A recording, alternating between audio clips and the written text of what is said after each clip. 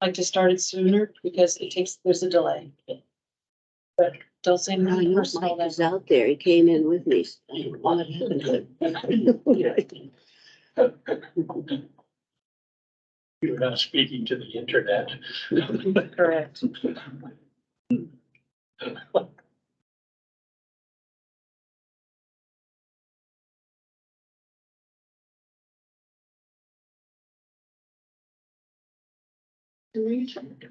Oh, it was a.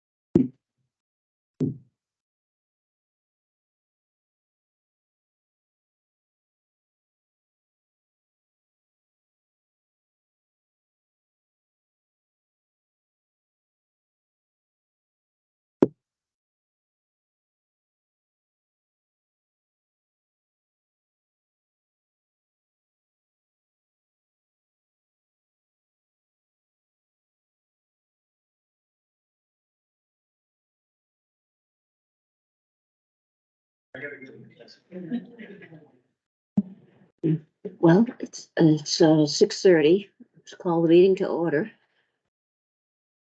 Taylor's waylaid me. So fish. You know how they are. Would anyone like to make a motion to accept the minutes of November 30th? So moved. I'll second. Is there any corrections or? I think this one part is wrong. It says Ms. Patton noted that she's concerned about the cost of concrete. And she had, but that was 2 meetings ago. Oh, right. And I think last meeting, I wanted us to add the fact that we had considered that issue because Right. it hadn't been in the minutes. So So, this is a comment when, under your discussion of the minutes of the prior meeting. Right. right, So it's correct that this is something that you discussed for correction to the November minutes. that's right. But Jean Patton didn't. It She says didn't Ms. say it. She didn't say it. Are you saying the I thought correction that is wrong? was the I discussion brought last meeting the, that I Jean brought Patton. the deletion. She had brought the original concern. Mhm. And we hadn't reflected our answer for her in the minutes. Is that what you think? That's not what I This is got out of just the a little- minutes, but, I think because of the heading, the corrections were made as follows. So to add that she was concerned about that. I believe is correct, right? This is the prior meeting. We had brought it up at the prior meeting. Right. And Which that was- was reflected, but the fact that we had an answer to that had Right. not been reflected. And we Right. needed to put Oh, that in the minutes. okay, Right. that's clear. That That makes makes sense. to me. Right. Okay, And the piece with Ed, he wasn't at that meeting, so obviously No. that didn't happen. So, right, so it's noted that. I noted that. she- Noted, yeah. Yeah, Mhm. So we need to correct the minutes again. yes, Yes. we're gonna get it right one way or another. But it was addressed Yes, it was. at that meeting on It November had been 9th. addressed. Right, so But you that- just confirmed at the last meeting that Right. what we were Yes. told was correct. Okay, and then I may have missed this, but Mike, were you at the meeting last time? I thought you weren't. Okay, so that needs to be noted too. And then I was like, oh, I don't know if he was online. I don't remember that he was, but I don't. Yeah, I was online. Not, Yeah. not here though. Yeah, totally. I was on the horizontal line, Right. having a nap. Right. Are there any other corrections or omissions? Can we, We already made a motion, so would, I heard a second. you would say, yes, there was a second, yeah. So everyone Is in anyone favor? up there? Aye. aye, Aye. what's the question? All in Approving favor? the minutes. Approving the minutes. Adjusted. As amended. As Amended. amended Right. from this meeting. Right. Aye, Aye. I'm in favor. Leave me. Oh, it has to be, If she's online, we have to do. it has to be a roll call. Okay, So shall we start with you? Okay, chair has to call the names, person responds. okay. Oh, Jane dear. Conley for the motion. Shirley Green for the motion. John Klug for the motion. Dan Kylie for the motion. Jim Pickett for the motion. Nancy Smith for the motion. Michael Dean for the motion. Tina Stearns for the motion. Dimitar Serrano for the motion. Passed unanimously. Okay, so next business is a cemetery budget review. I see the person is online. No cemetery. I am. Ooh. Sorry, it You won't have- let me change my name. Who? Is that Bridget? Is it Bridget? There's Bridget. It is Did Bridget. you talk about your budget, Bridget, or you want me to talk about it and have you here for questions? I mean, I'm happy to talk about it. Go ahead. As you, all right, so as you can see, I've tried to make notes of any amounts that, seem to change. We went through at the last trustees meeting in October, the trustees and I went through so that they could see the budget, and know any items.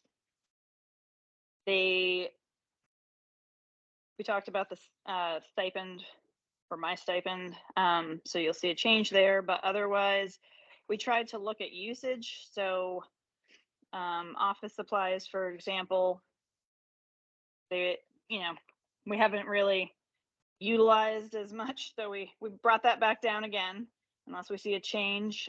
We've got some tree work that's needed, especially up in Lock Haven and Town Cemetery, and I'm collecting some quotes, so I'll have a better idea. But that was when I talked to one of the companies, kind of in general, it sounded like 2,200 was pretty much the cost of them coming out. There are some stones that are in some need of repair, and that is, once the family is no longer taking care of them and they are older stones, that falls to us. So we've worked some into that. And then this year we have one last part on Countryside Cemetery on Klug Road. When you kind of drive into the right, part of the bottom of the hill was pretty wet. And as you kind of went up, it was drier. So that part was never really fully surveyed. And I've had people who would like to have a spot there, but I don't have spots officially there. So Chris Rollins had given us a Just pass the quote, items. and that is what that Right. includes, as well as supplies. I didn't answer. Just pass the highlights. Yeah.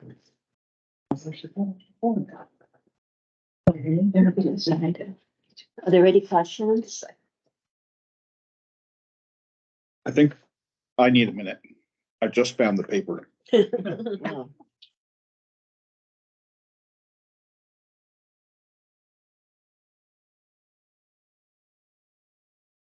Okay, so the increase in the stipend is the first line there. Yes. Yes. The tree work is the line that has tree work next to it.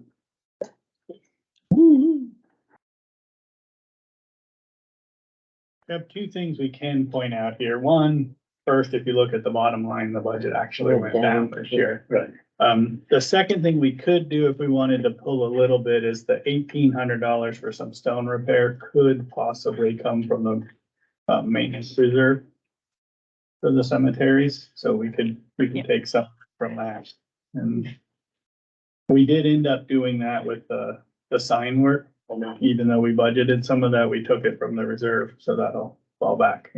What's your reserve look like right now?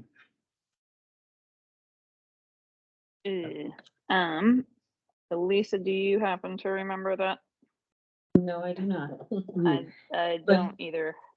I'm quite confident it can cover $1,800 worth of work. Yeah, and I Oh wouldn't. gosh, yeah. What's the ballpark?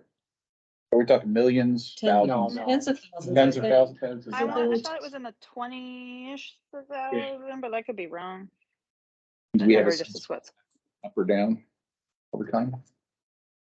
So it was going up, but we did use some for sign repair last year. Probably pulled it down a little bit and And how does it get replenished? Sale of cemetery lots. All the funds from the sale of lots goes into that fund. That seems like a reasonable place to replace stones from. so I think if you guys repair want to do stuff. that, we take a portion of that, like $1,000 of that from the reserve and $800 budgeted.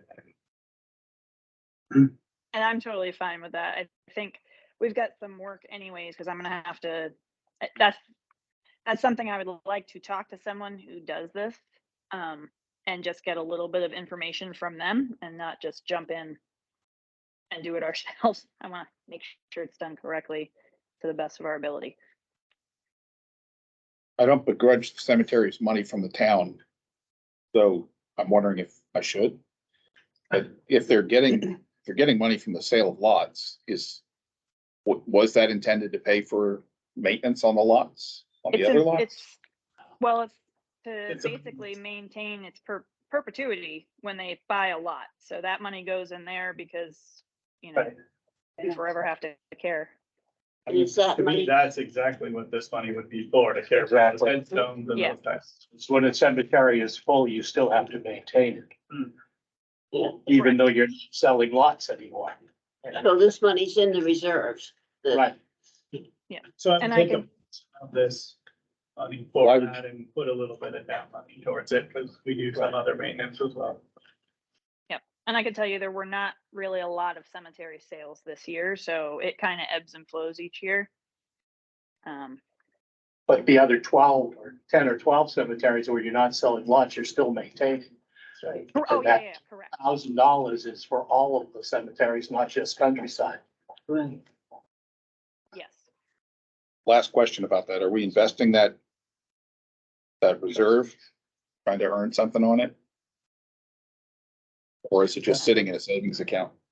Just sitting through normal savings, getting moved. The trustees of trust funds hold on to that, but do Yeah, they? they do a little bit with it. We cannot invest like the private market does. Yes. Conservatively invested. Very conservatively invested.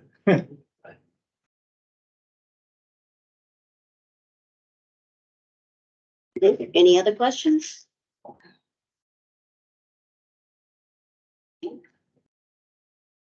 I guess we can move on to land use. Now, there is patriotic purposes where there is some money for cemetery plans, though it's small money. We do have that budget. Pardon me. You have a budget for patriotic purposes. Let's just talk through that real fast. while It's coming quick. up. Oh, that's part of this? It's the next page, you'll see. Okay, It's kind I of, saw it was the next page, but didn't see kind of it. in between, and we did it a little bit different this year. Before it kind of got pushed into one line, and now we've broken it out, so the streets and road stuff has a line, cemeteries. And so with that, we came up that, it went from $500 to $1,100, but part of that was replacing all the flags along Main Street and making sure that we're up to par there, so Did this pay for the flags on Main Street? it does. I was surprised to find that. Does this pay for the little flags that the scouts Yes. put out? Right. Yeah, that's what it's going to pay for now. And awesomely, the Legion has said that we can go through their site, so they have a decent pricing and get those flags. I have a bunch in my garage still. Last year. That were from the cemetery. Yeah, we help with that because my kids are in scouts. Oh, that's really good to know. Watch out, Can Mike. bring 'em in. If you want to drop them off, or I'll come get them, Mike, whatever. Bring them to the zoning meeting and give them a run.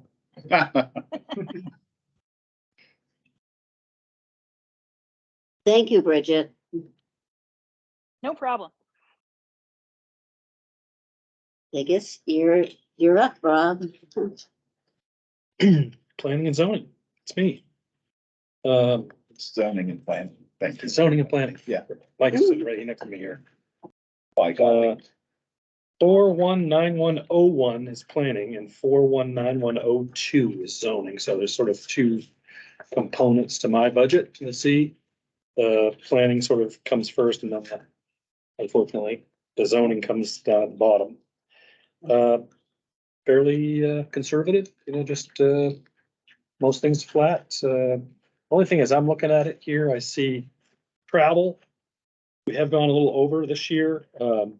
That's largely due to, I just went to a conference last week that I don't normally attend, but town manager Ed and I decided that I should go. I was invited to go to the Center for Ethics and Society, part of the St. Anselm College offering.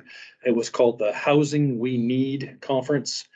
And we were invited as part of a roundtable or sort of a rapid fire signs of hope section of that conference.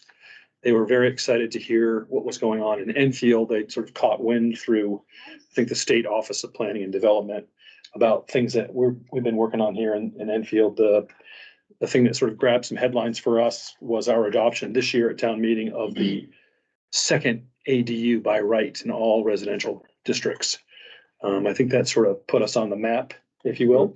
And interestingly, the word from state legislature, who we now have sort of inside information on with David Fract, our chairman of our planning board, is that there's actually a proposed piece of legislation at Concord that would copy our 2 ADU statewide. So we'll see what happens there. There is also a component to that that might actually increase the square footage of a limit to right now of 800 square feet. They're talking about moving that up to 1,000. It has not been, like the tidal wave that some people were worried it would be. It is, like I said, a very interesting thing. And a lot of people are very excited when they learn about it. I mean, there's some people that still don't even know. We're doing our best to get the word out. We're actually talking about in the new year, hosting a kind of a seminar for people to learn more about ADUs, because it is really, it's easy housing. And it does not really offend anybody because it typically gets inserted into existing buildings, and as you drive by a house, you'll look and you'll have no idea, because typically it would be a basement or over the garage, or even a little building in the backyard. My family, we have an old sugar house that we converted into an ADU. So that was only thing that I noticed on my budget coming here at the sort of we're almost at the very, very end of the year. But I'm not anticipating being invited back to that show next year. There were unless we do something mistakes really cool. There were incidents. So, I mean, any questions you guys have? I mean, things seem to be going well, working If with, you look at the bottom Mike? line, it's up a little, and that's because of the 5% placeholder in salary. So Yep. that may go up or down a little as I finish the compensation plan discussion. Mhm. And I'll talk to you guys a little bit more about that at the end of the night. So, but other than that, it's pretty much a flat budget from last year. and as you guys may or may not know, Dan certainly does, and others, we did apply for and receive a New Hampshire Housing and Plan New Hampshire grant to start what's called a HOP project with our zoning ordinance, which is actually, we've hired a contractor to help us redo our zoning ordinance with some heavy community input planned. We really want to, hear from the public, and, we've had a zoning ordinance in place since 1990, and it's been amended 25 times. And so, planning board feels strongly, especially given what's happening in the Upper Valley with demand for housing and so forth, that it's time to take a real strong look at it. You can see on the map on the wall there, we've been doing some work on possible new districts. That was the purpose of the map. And so keep your ear to the ground on that. It's going to be kind of a neat project coming forward. And again, we're really hoping to extract what the people want out of this process, and Dan and planning board, and we'll actually be refreshing efforts with a master planning task force coming back online after the first of the year. So that's kind of exciting, and that project is paid for not with Enfield funds, but with grant money that we were able to secure through New Hampshire Housing and Plan New Hampshire. And so, kind of exciting. We're looking forward to a sort of pretty quick process. It's something that we have to have the work done by late next summer to have the money in hand. So, And then the master planning, as you said, you guys approved moving that out of fund balance last year and funding it. And then you signed a contract and that'll be encumbered into next year to get the project. yes, that's 25,000 that you guys approved last year and was obviously approved at town meeting out of fund balance. The same firm that we've hired to do the New Hampshire HOP grant program will also do our master plan assistance. And we're very excited because it's sort of a phase 2 of that project. 5 more chapters to go in what we've already done, which was the sort of, the sort of mandated work that we have to do in our master plan to begin with. And we'll continue on with 5 further chapters to really dive into recreation, historic preservation, town facilities and services, conservation, and energy. Those are the 5 chapters that we're going to be working on. And we're excited because every one of those chapters has a relevant commission or committee that we'll be working hand in glove with to accomplish that work. So those are the sort of 2 big things that are not on this plate, but that we're working on. So When will that start? The next chapter? So right after the first of the year, they're going to field a new master planning task force. Planning board's going to be working on that. We have probably 50% of the membership in the original master planning task force has said, I've served my time. I'd like to take some time with my family or whatever else it is. It's a fairly significant commitment. We had 2 meetings a month for 18 months. It's not going to be as much this time around because I think we're much better positioned. But we'll be fielding that committee right after the first of the year. And the contractor that we're working with had the great idea that it's probably great to work on both of them at the same time because we'll have people in the room. You might as well ask all the questions, and get as much feedback as you can instead of doing it one project and then coming back 6 months later and trying to do the other project. So I think there's some efficiencies that we'll achieve by sort of asking all the questions at the same time and really extracting as much as we can from the public. Want to go through your economic development budget? Before you do, Yes. I wonder if in future you could bring some metrics to the meeting, such as number of building permits issued. There's probably some way to get an idea of what the increase in the tax valuation is due to changes made to properties that comes through your office. It might be interesting to see the number of hearings that have been had, both in We could do that. planning and in zoning. And think about the number of decisions. We had this many variance requests. We granted this many. Yeah, I think that would be a nice set of numbers to present. Are you looking for impacts? Yeah, impact. And we put this money into planning and zoning. It might be nice to be able to see what activity that's being spent on. I can say we're working on that. We actually just talked about it today in our executive team meeting of going back to strategic governance and looking forward at, those key performance indicators that we can create for each department. So Some dashboards. Yeah. here's what we're measuring to see if we're successful. Here's what happened last year, here's what's happening this year. So Yeah. we're definitely working on that in each department that we can bring those forward. I also wanted to ask you, the dues jumped $600. Was there an increase in one of these? Yes, most of the dues organizations that we are participating in have increased some dues to us. You've listed 3. Yeah, so we're members of the You've Upper listed- Valley Lake Sunapee. Yeah, you've listed 3 here. Yep. You've got them all listed. Which one of those changed? I think all of them did. At least we were working on this just recently. I think they all changed a little bit, but, up above the lake, something I think changes the greatest amount. Yep, yep. Thanks. Yep. That's all I got. moving over, there is, do you want to go to building inspection? Oh, yeah, economic development. Aid. That's still yours. Where I found it here, hold on a sec. And it's dog eared it. There's building inspection. There is a very small segment of our budget called economic development. You guys probably have it in front of you. Yeah, on your packet. It was $25 for the 25. USDA dues. There you go. $25 increase in That's it. dues. I think we should pick that apart in That's detail. yours too. 5 minutes for each nickel. Lower at $5. Right.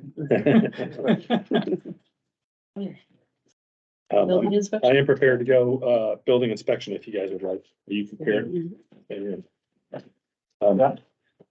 As you guys may or may not know, building inspection, when Ed got here, has been sort of brought into the same department, town department with me and planning and zoning. So technically I'm the department head, and Liam, Aaronswag, who is our building inspector and health officer, works for me. But we work together as a team, and Liam has been doing a great job. He's very thorough, and some people complain about that, but I think the more that people work with him and the people that work with him consistently sort of come to know what to expect with him and expect very good service. He's particularly excellent at this sort of pre-construction consult, which we're sort of conditioning people that we work with to do. He will help you as much as you, or as little as you need at the front end of a project, where if we ever have any problems, it's the people that don't do that, people that try to come in and just start building. I And can say I'm doing a project and he's really good at, you're not quite meet code, but it's better than it was, so we'll work together to make this happen. Yep. And he's been great that way, and He eats, sleeps and drinks Cokes. yeah, he does. he knows them all. And so consequently, the big impact in here, that if you look through the budget that he's prepared and that I've helped him with, the big one is the law books references. He is a by the book guy, and you might imagine that means that he's got to have the books. And some would say, geez, that's a lot of money for books, but he's trying to enforce rules and laws that are written in those books. Can you get them online? Yes, you can. They're read only. You can't print them. And he's the kind of guy that reads it, makes notes, goes back and rereads it, makes more notes, highlights sections. If you went into his office, he is the most learned. He takes training seriously. He reads the books. He reviews the plans. He's doing a fantastic job, and I'm very impressed with him. He has a very pleasant disposition. And so, there's going to be those out there that don't like him because he's telling them what we want, but he is enforcing our code and the state of New Hampshire's code. And 90% of that stuff that's in there is real common sense safety stuff. Are there some real strict stuff that people get frustrated with? Absolutely. But he's doing it, and he's treating everybody the same way. He's not playing any favorites. There was some stuff flying around on listserv that he's treating his friends better. And Liam said, you tell those people I have no friends. And but I like him. We all like him. And he's doing a great job. I mean, it's kind of a thankless job to be the sort of hard-nosed building inspector, but Everyone that has mentioned him to me, it's always been very positive. Yep. Even the ones that he has big dispute with, Yeah. A month or two later, they'll come back to me and say, he treated me fair, like as much as I didn't like having to change that breaker box or upgrade that insulation, whatever, he treated me fair, and I know how to work with him. And it is starting to happen. We're getting comments from people that work here and in Lebanon. And I had a guy on the phone just yesterday. He's like, I'd much rather work with you guys, because they just feel like we're treating them pretty much the same as everybody that walks through the door. And so He's consistent, he's organized. that's it. Very organized. Here's an example of what he does. After he talks to you and he tells you stuff, he takes extemporaneous notes. So that if you come back and say, oh, you told me I was supposed to do this, he'll say, I got it right here, what I told you you're supposed to do. And who does that? That's thorough. That's director of the FBI kind of thorough. So Even the Uh, people who don't like it respect that. absolutely. So the law books is a big one. He did say to me this morning, he said, technically we're supposed to have 3 copies of all the law books, one on file here, one at the town office, and one in the library. We keep one set. Liam's got them. They're available if you need them. But he's using them daily. So, Does this include updates? When you change them and update them? so if you look back from the history, he's bought law books in the not so distant past, but these codes change. I know. So, and he does keep the old ones because sometimes it'll be, what's the change? And so he can go back and reference those and, he's doing a great job. Like I said, he's keeping really good records. We're lucky to have him. So, and he's got extensive background in contracting. He used to work Trumbull Nelson. So not only can he talk the talk, he can walk the walk. So. Any questions? Was he injured? Is that why he walks that way? He was injured. Yeah. Broke his neck. So that's why he walks that way. Yeah, that's why he went out of construction and came to work in administrative. I was making a joke about walking the walk. No, he actually did. He broke his neck. That's unfortunate. Yeah. Any questions? I'm afraid to ask. You're afraid to ask questions. Yeah, because too many words come out and answer. And then he's also got, as you may or may not know, he's our health officer, which is a constitutional position. Every town has to have a health officer and he's our health officer. And he's equally as competent there.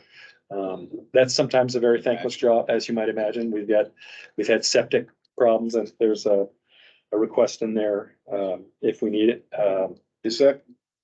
Would that be the person who goes into a restaurant and says, this is unsanitary? Yeah, if there's a complaint. If there's a Yeah, complaint, okay. yep. He's been responding to a fair number of trash complaints. You guys know that we give you the toters. You're not allowed to throw bags of trash out next to the road. And there was somebody, I think it was on Main Street. You've been helping it. Yeah, no, I don't know about that, but yeah, we had a guy overflowing his trash and just putting trash on the ground. And we dealt with him and his landlord. We finally had to clean it up and I billed the landlord and got paid. Yeah. So we, Yeah. I Did they just negotiated a not know? little, but we got pretty much all our costs for getting rid of it, our manpower time and most of our administrative time paid back. So, And Liam was putting it right to the person. And there's really, in this town, there's no excuse to have trash laying around. A, we pick it up for free at the curb. B, you can bring it for free. I mean, it's in your taxes, but you can bring it to the transfer station. So. But he has to, there's been, if it's lakefront, somebody thinks there's a failed septic system, we've had to do work on those kind of things. Good. Obviously, the cyanobacteria issues that we've been dealing with and plagued with, that's him. He's dealing with that, kind of putting the signs out at the beach, please don't swim, that kind of stuff. There's a septic system at a mobile home park that had some failure that he had to take action with. And they- He's great on cyanobacteria last. We worked with him last summer. Yep. And actually Liam is now involved with the State Association of Health Officers. He's actually on their board. And you can see, because of his competency, they recognize very quickly and say, we want you on our board. So he's helping them and they do most of that stuff as a virtual. And he's been doing a lot of training. And it's a very hot topic, as you might imagine, with Do they what's also, happened. do they also cover, like animal disease outbreaks or is it Sure. Yeah. Yep. If there's a rabies. Yep. mad cow or? Sure. they'll do that. They even have to deal with, dog bites will get reported and those types of things. Yeah. Well, I would expect that because that's animal on human. But is he doing the agricultural side of it also? Probably not too much, but if there was some big concern coming from the state or something, it would come through his office. Yeah, I can see rabies. He does work closely with, there's a regional health, sort of an alliance with the hospitals and so forth. And he helps out with our vaccination clinic that they did for flu shots and things like that. So this is sort of a broad thing. It's very important, especially when the chips are down. Everything's fine if, everybody's healthy, there's no problems, but So he would have been involved in all the COVID stuff. COVID was definitely a big part of his life for the first couple of Yeah, years. the he was here. health officer had a Yep. lot of responsibility. Yep. All right. And that's about it for me. I appreciate you guys' time. Thank you. Yeah, great to see you. Thanks. All right, take care. Somebody else on the hot seat coming up. I warmed it up for you. Come on, Jim. And here's the big one. Big Taylor. This is, Too many Taylors tonight, right? this is the majority of the Never. budget. Rob and Jim, and do we have Tim Taylor also? No, but my brother Bill is the Oh, Plainfield Fire Chief. I really wanted a Tim. no. There's him, no relation. There's a nice alliteration there. Yeah, people would get confused. They thought I was him and he was me. So, do you guys want to just go in, numerical order? Is that the best? Okay. Sort by largest expense. Yeah, so the first one I have is general government buildings. Is that, we already have that one in front of me. So, yeah, so Whitney Hall, and I think Ed can speak probably a little more to this than me. It's sort of transitioning from a functioning town office and library to a work zone. And because of that, there's a lot of sort of extra expenses and new expenses that are going under this line as we bring La Salette online as the temporary office and library. Yeah, so what I can say, instead of creating new lines in the chart of account, Whitney Hall maintenance has kind of become a catch-all for this project. The moving expenses and things we just incurred, we put in this line item for this year, even though they weren't budgeted. This line item, we have budgeted. The big change, if you look at the bottom there, was $24,000, which is the La Salette lease expense. And then we did approve bringing on a general maintenance owner's rep, so I did add 20,000, which is a small portion of his overall fee. And I'm taking some other fees from each of the building projects to try to smooth that out a little bit and make sure that we keep that I going. guess my question on that is, that should be a part of the project cost.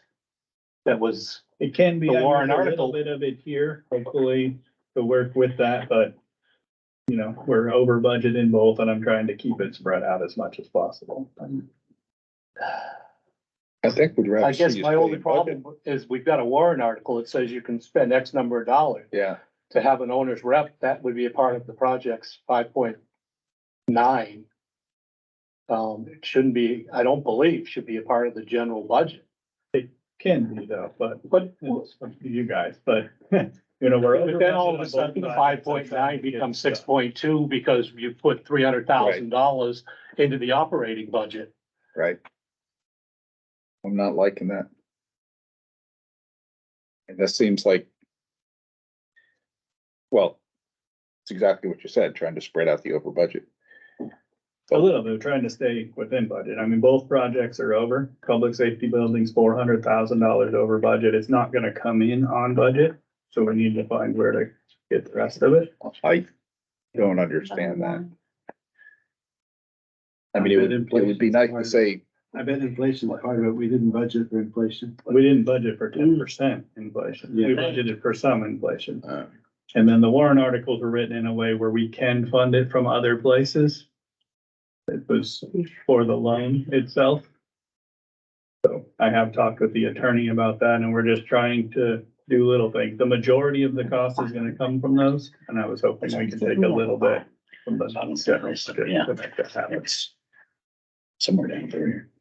I can see. I mean, you can say the same thing with moving expenses and all those should be part of the contracted cost. I mean, it's not gonna be. No, it's not, you know, I can buy La Salette because you've got to have a place and, you know, I mean, I guess, but the owner's rep is directly related to the project.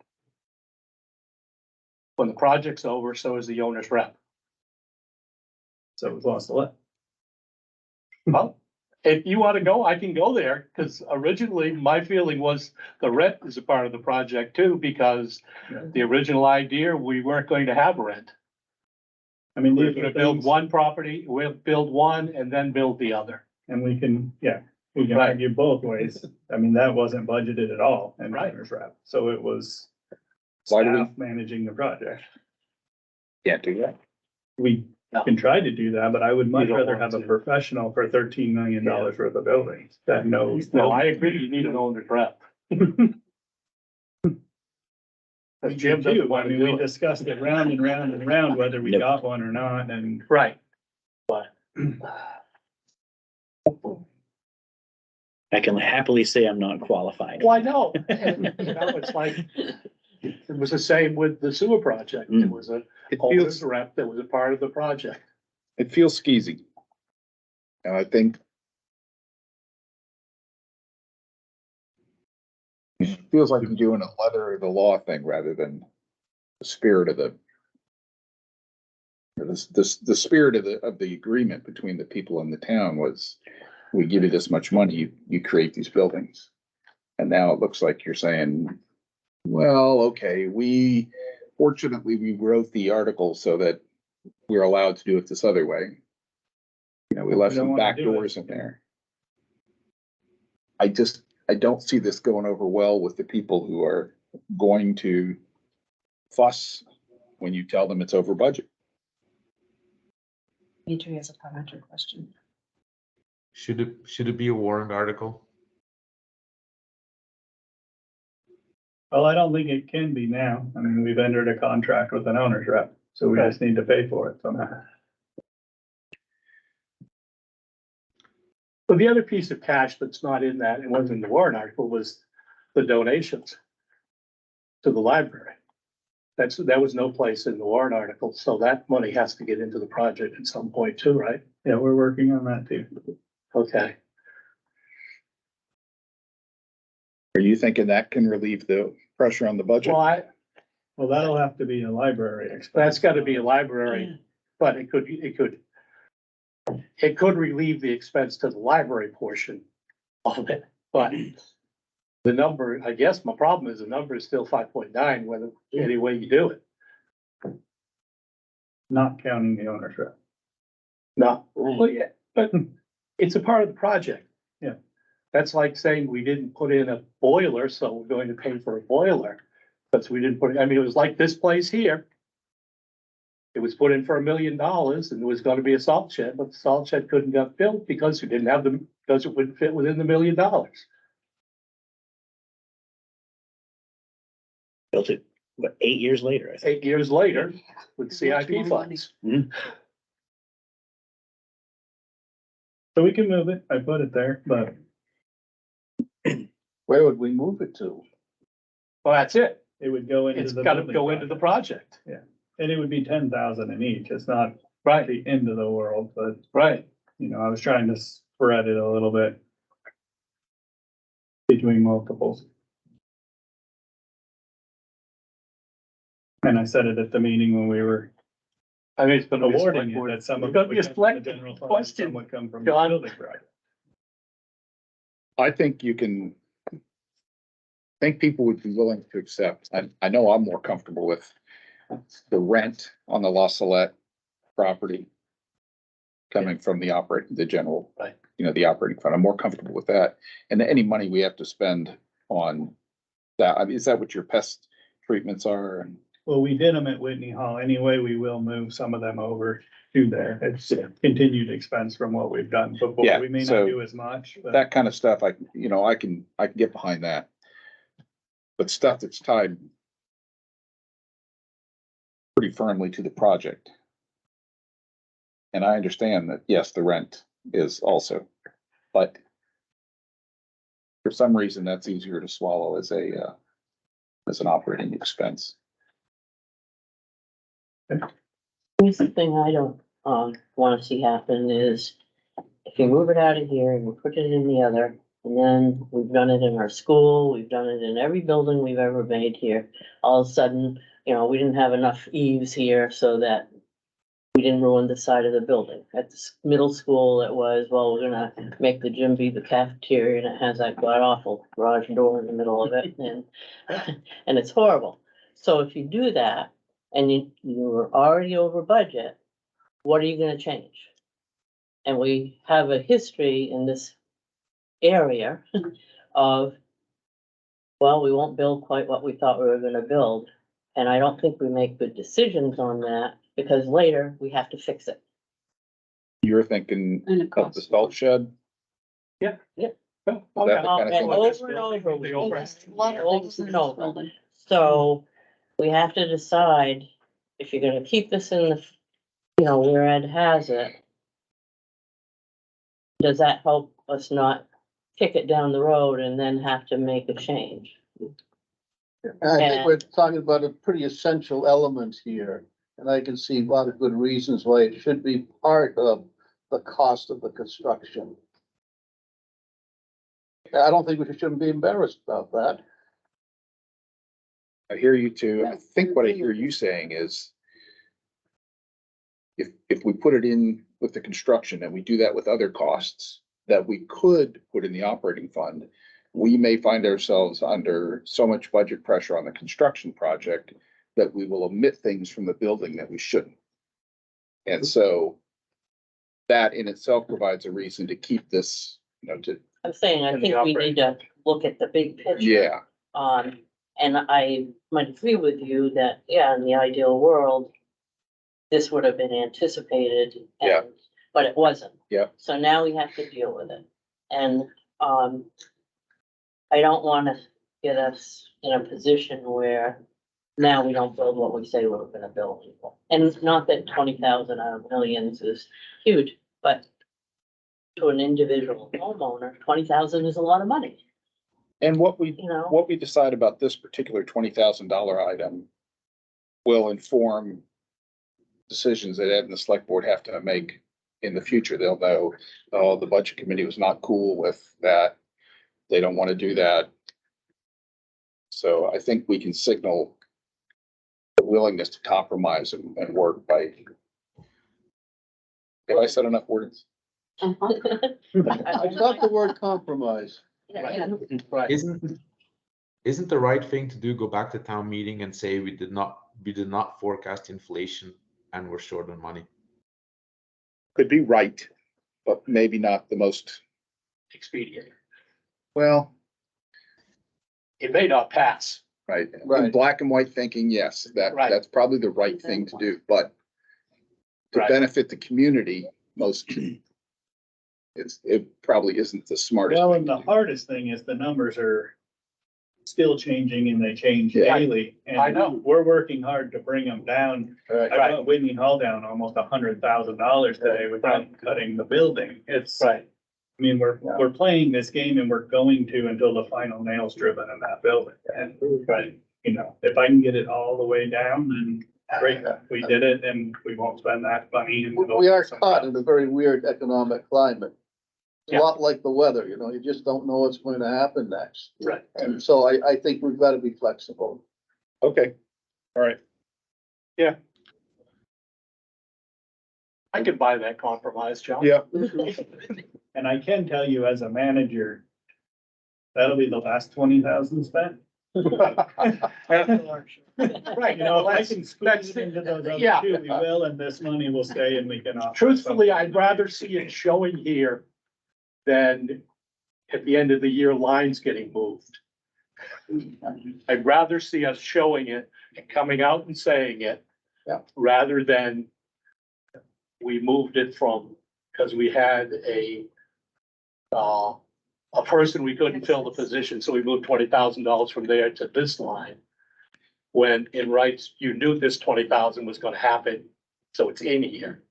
Right. So it sounds like we who've spoken sort of against this are now swinging a little bit. I can live with it. Yeah, It is a vital thanks, position. Jane. Oh, I agree with you. The position is vital. It could be. I agree with you in principle, The funding. until I think of further Yep. down the road, You know. what's the, I'm really glad you spoke up because Yeah. that helped me see the picture more clearly. and we know we I have. do a think history it's of that. Because the owner's rep could save you $100,000. Yeah, yeah.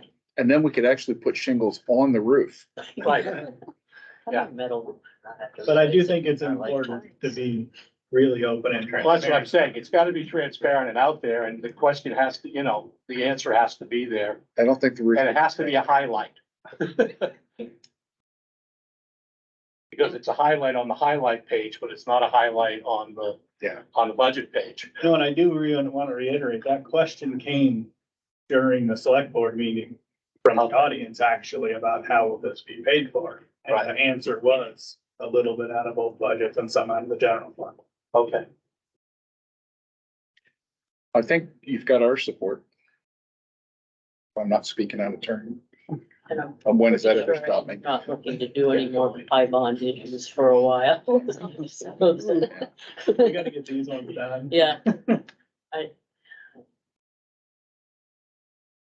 Okay, Jim, Right, we've got through the first line. ready to launch. Yeah, yeah, that's that midnight. So the next one is, the electric utilities.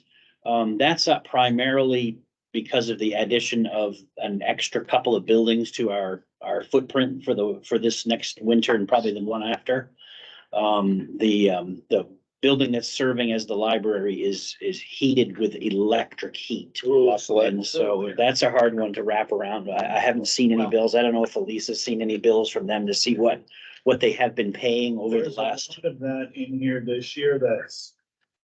Good don't know. news, good Yeah. news. Eversource just announced today that it's going from 13.5 to 8.6 per kilowatt hours as of February 1st. I think we'll suspect see that's gonna go down the line to some other, We'll see, electric people. we'll see market fluctuation, but Right. then we're also, we have the loss of that buildings, we have more oil, we Yeah. have more propane. What are we gonna use at Whitney Hall? I don't have a clue.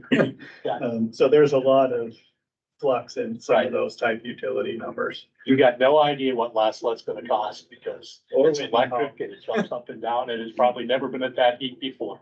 Mhm. so how did you pick 70,000? The dart.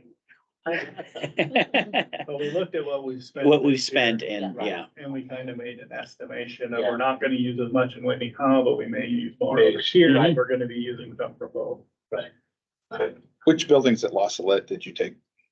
The gift shop and the cafeteria, two front buildings. Yeah. And which one is gonna be the library? the one on the left. Gift shop. Gift shop. Gift shop. Yeah. Thank you. You ought to go in. It's amazing how well both were already set up. Yeah, I think it's come out really well, given what we started with, Yeah. or what they started with. Price increase on heating oil.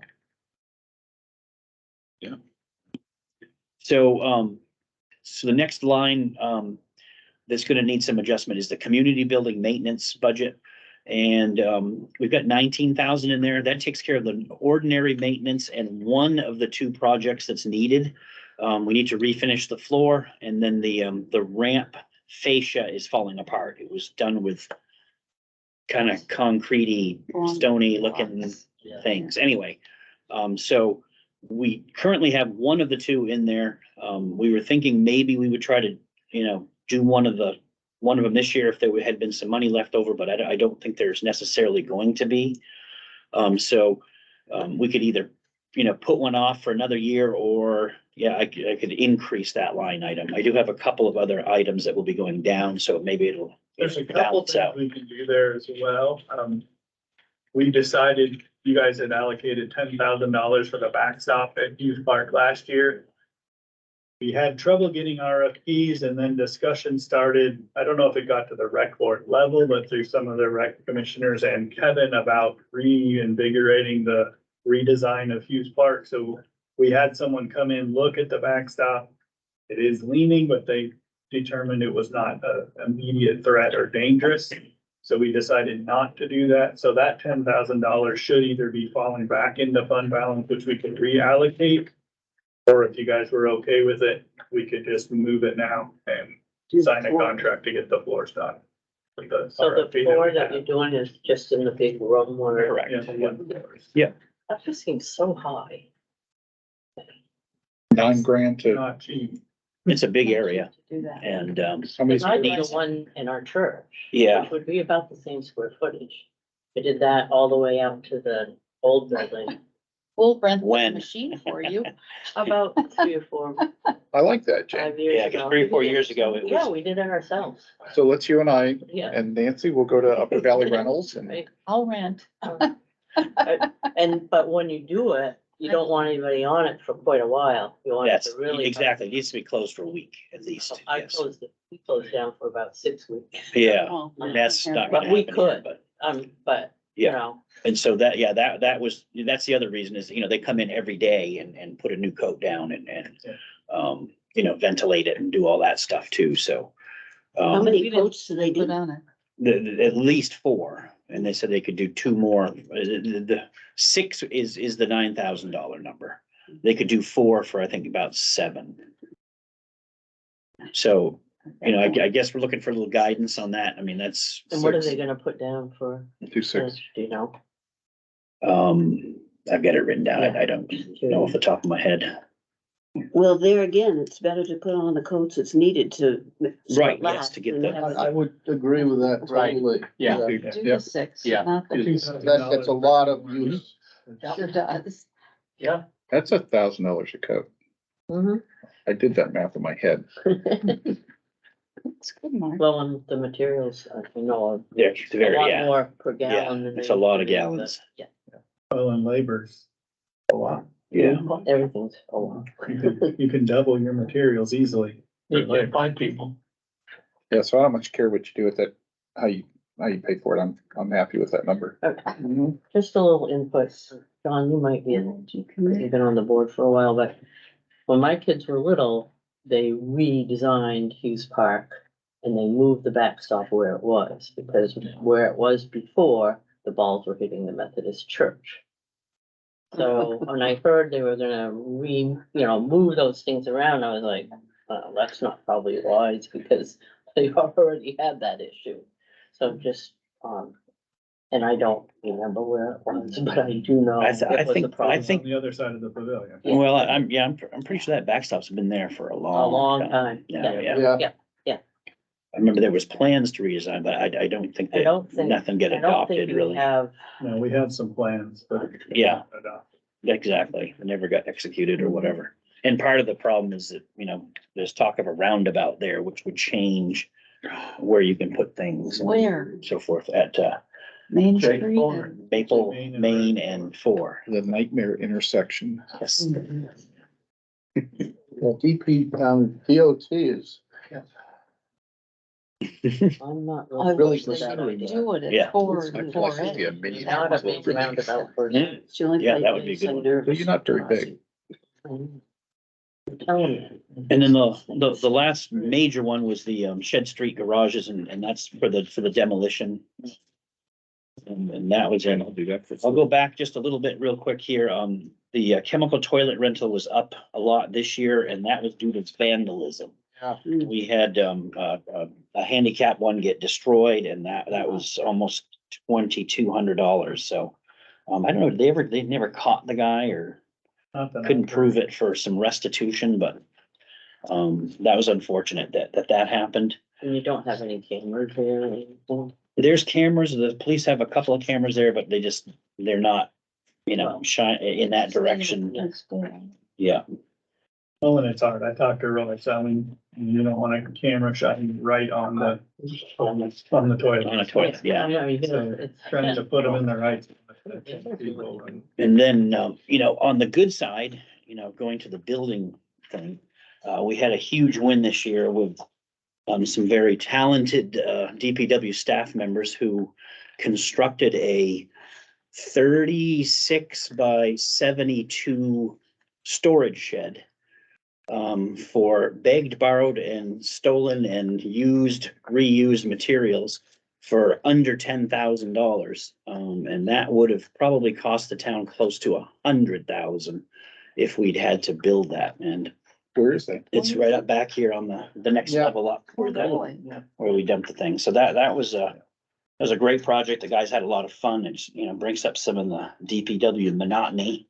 And we ended up with a great product. It needs a little bit of paint here and there just to kind of look at, you can tell it's, different colors and different things like that.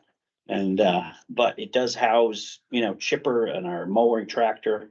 the grader's gonna be in there for the winter, so we have more room out here. And, right, that was a good, a really good project, for us.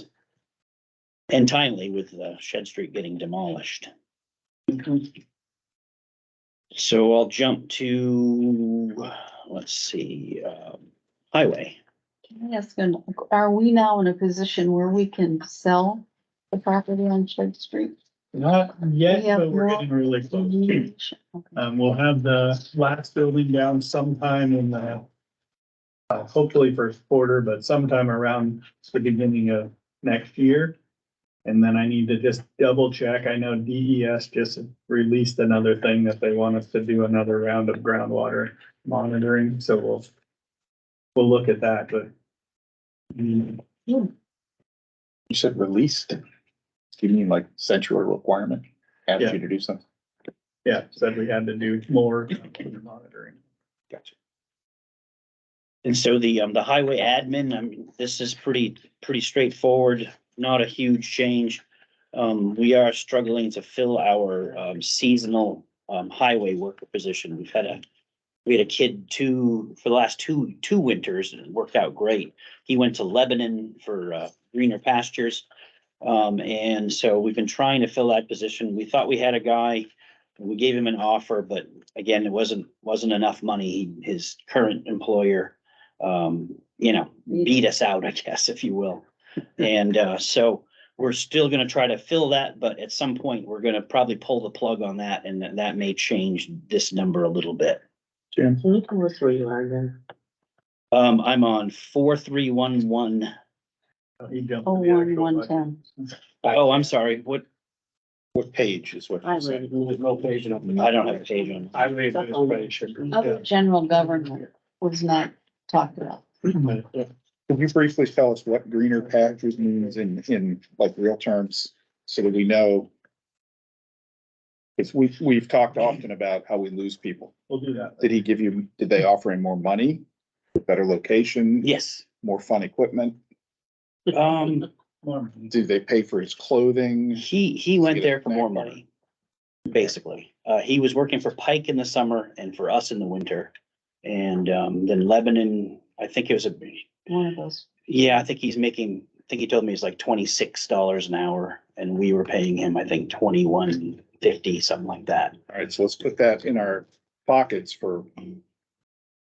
That's like what, a $3 or $4 an hour change?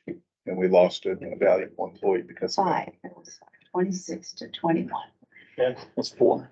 Well, and do you want the second part of the story? Yes. Well, Pike has gone back to him, and Pike is offering him $35 an hour to come back and pave for them this next summer. So he thinks he's going to Pike, so. And then that's kind of a theme with, the younger guys, is that they will jump much quicker than.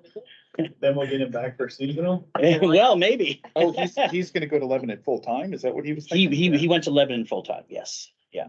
And he's been there full-time, and he's gonna be there full-time at least until April, and then he's gonna most likely decide to, jump Maybe we'll ship get him back.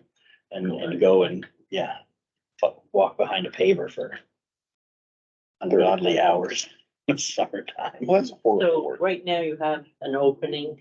Yes, yeah, it's a full-time. Basically, it runs from roughly Thanksgiving to middle of April, but we work with, if somebody, wanted to leave early or later, we can shift it different ways and, So when I take it you've advertised, but you're not getting. yeah. Well, I got a lot of applicants, but But nothing. I mean, they're DoorDash drivers, they're, counter help at parts counters, and Their history. if it didn't say snow plowing on there, he's not gonna work. I Right, can't yeah. start with someone that's 100% green. Like to, but, Yeah.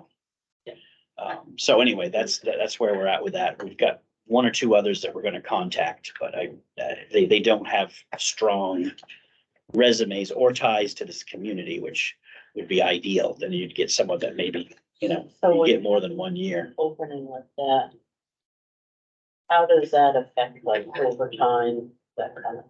It will add to the overtime, and then it adds, to the sort of late season stress when the guys are getting stressed out.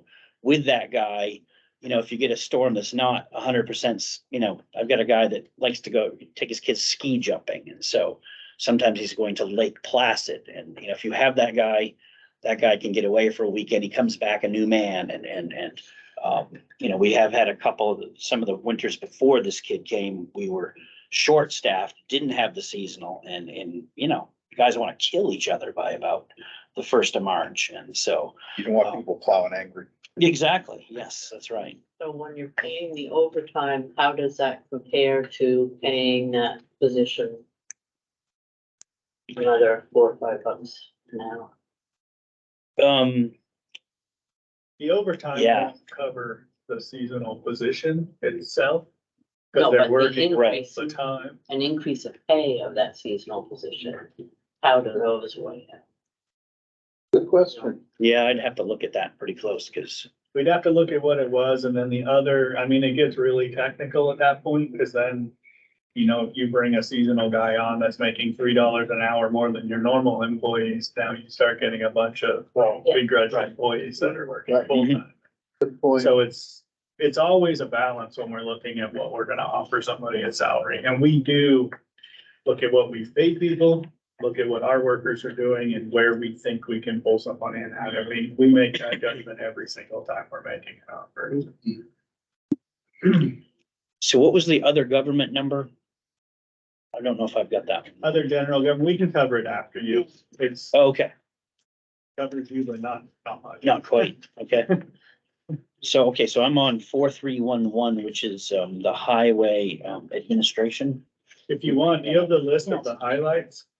Yes, yep, I We can don't go have through to go those. line. That's what I'm gonna go.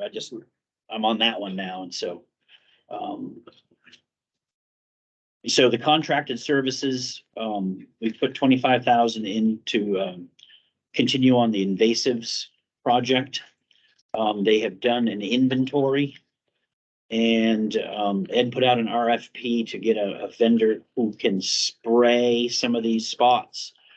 And I don't know, what they charge? It was an hourly figure It's that they an gave you? hourly rate. I think it's somewhere right around $100 an hour for consultant and spraying work. So I'm meeting with them tomorrow and we're gonna start setting up the plan for the year.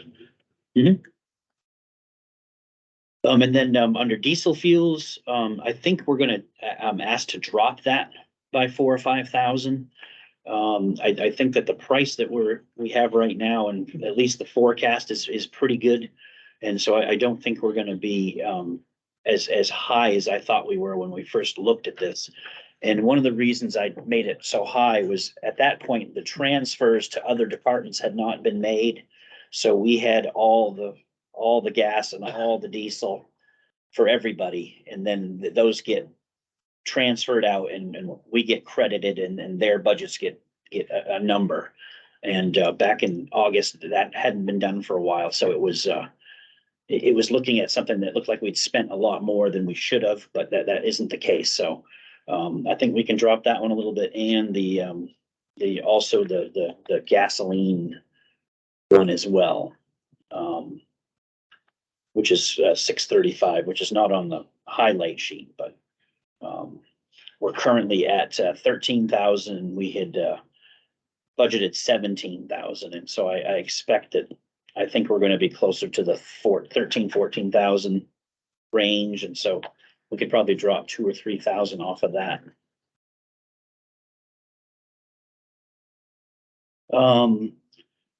Getting into pavement maintenance, we had asked for an increase to cover some of the increases in materials. They've gone higher and higher per ton.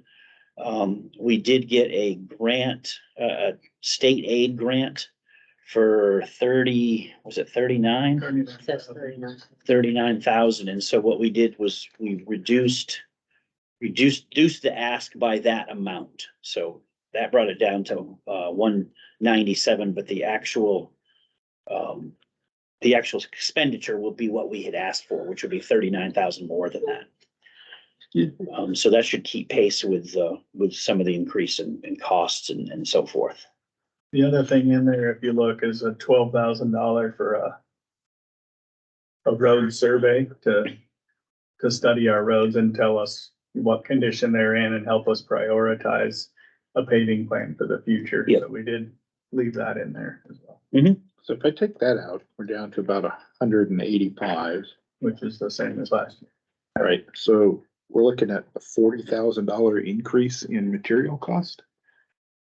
Is that No. what you're saying? Not fully. There's an increase, but then it's looking to do more pavement maintenance and a little bit more paving. Okay. That'd be a big jump.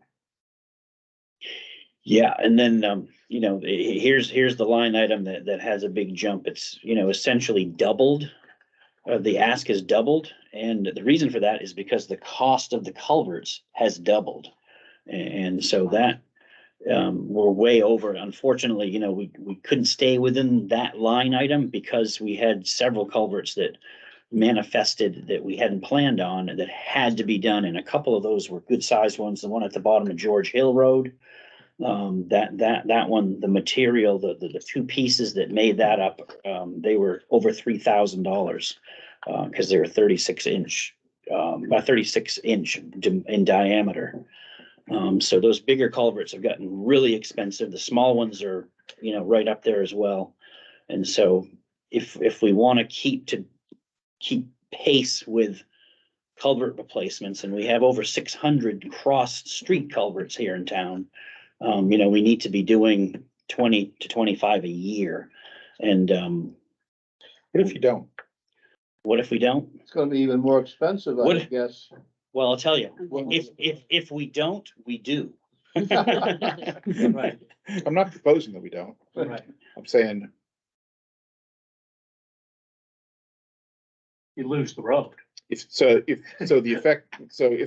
we don't, and the culvert collapses during a storm, during a flood, you're just playing the game of chicken with Yeah. the floods. Basically, Well, and we yes. did another Holly Drive incident. Yeah. Where the culvert can't handle the water, so it goes over the road, washes the road out.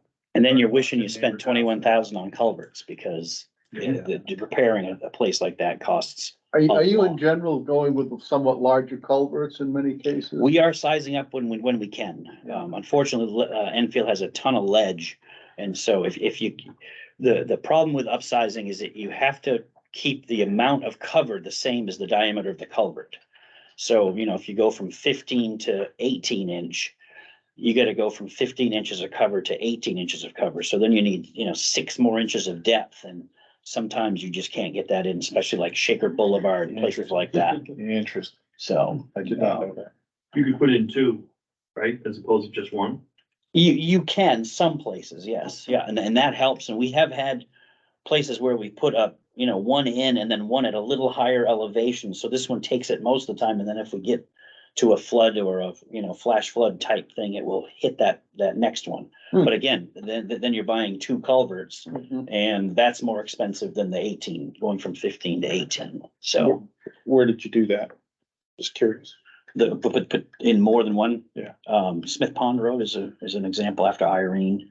Okay. There was a old Shaker stone thing there, and it washed down completely, and we put, you know, 2 big ones, and then we have, I think, 3 small ones that are higher, and we have hit those. Interesting. They have flowed in the past, but we had a lot of slope there to deal with, and the depth was already there, because it's kind of a little canyon down through there, so. I'm asking and talking about that because people don't come to me and ask me a lot of questions about budget, but when I hear people talking about it and I chip in, they say, well, how come it's always going up? How come it's always going up? And I said, well, because you want to maintain your services. And I like to be able to give them concrete examples of if we don't increase the number of culverts we're replacing as they wear out, this is what will happen. Yeah. Yeah, After the storm, you will lose that road. We don't know that's gonna happen for sure. Right. But we came this close to losing Ivy Road next to my house during that big storm last year. I mean, literally this close. Yes. If the water had gone up that much more, we would have lost the road. Yeah. It was pretty cool to watch. It was. Yeah, it's a little sobering, isn't it? Get stranded. No, I wouldn't have been stranded. My neighbor would. And so the only other thing I would throw out is we were talking today and, here's a good example of a small investment in equipment, which pays huge dividends.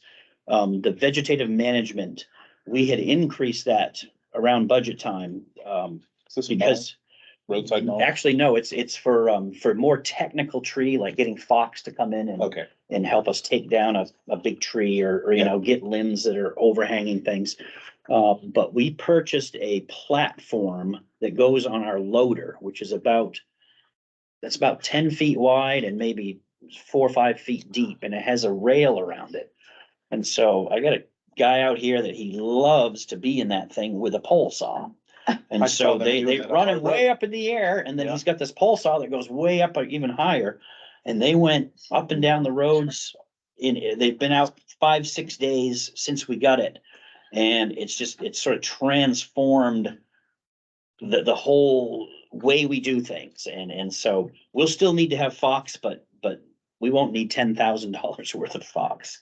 And so I'm gonna propose that we drop that to like maybe 5,000. The other thing that we've done too is we've made ourselves available to the electric folks. You know, one of their big things is that they kind of back off on trees that they really should cut, and they know they should, but it's a big job. And we say, well, hey, we'll come and we will take care of everything that you guys cut down. And they go, okay. And so they come down, run up in their bucket, they get it down on the ground, and then we come in with a loader and take the huge stump and that kind of stuff. And we did a big one up Oh, on that's Lock Haven Road. And they paid the Fox bill for it because, you know, because we did so much and it would We have did the cost them. disposal. We did the disposal. That's right. Great. So what it would cost, I think we spent maybe 1,400 with Fox. Well, they did, but if they had Asplund come from wherever Asplund comes from and do it and dispose of everything, it probably would have cost them closer to 10,000. And, you know, because the butt was, I mean, it was huge. It was a great big old maple. And so that was a good one. So, Well, that put money in the know they're community doing too. that. Yeah.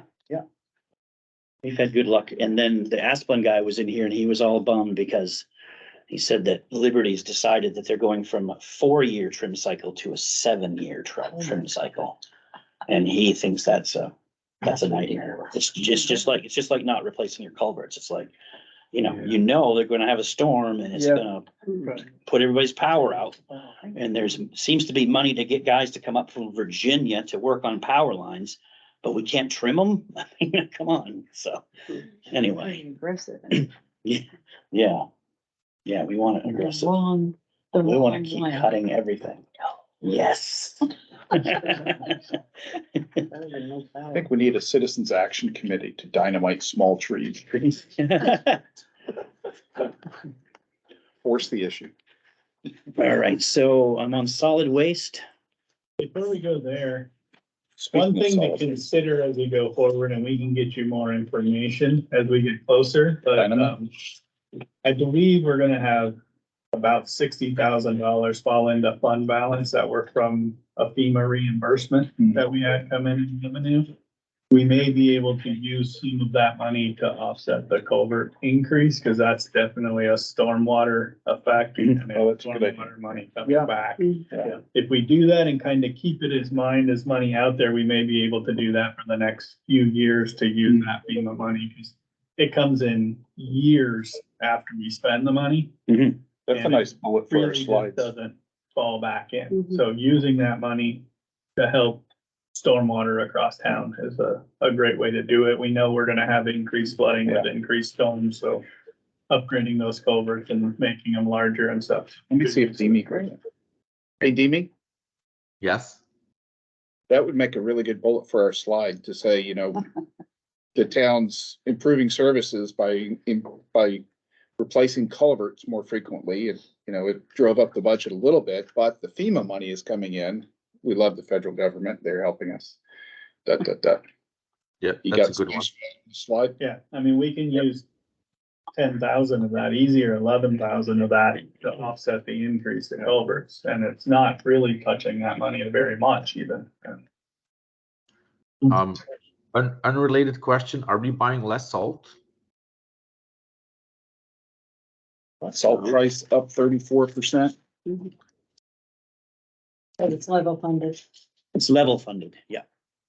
but the price is up.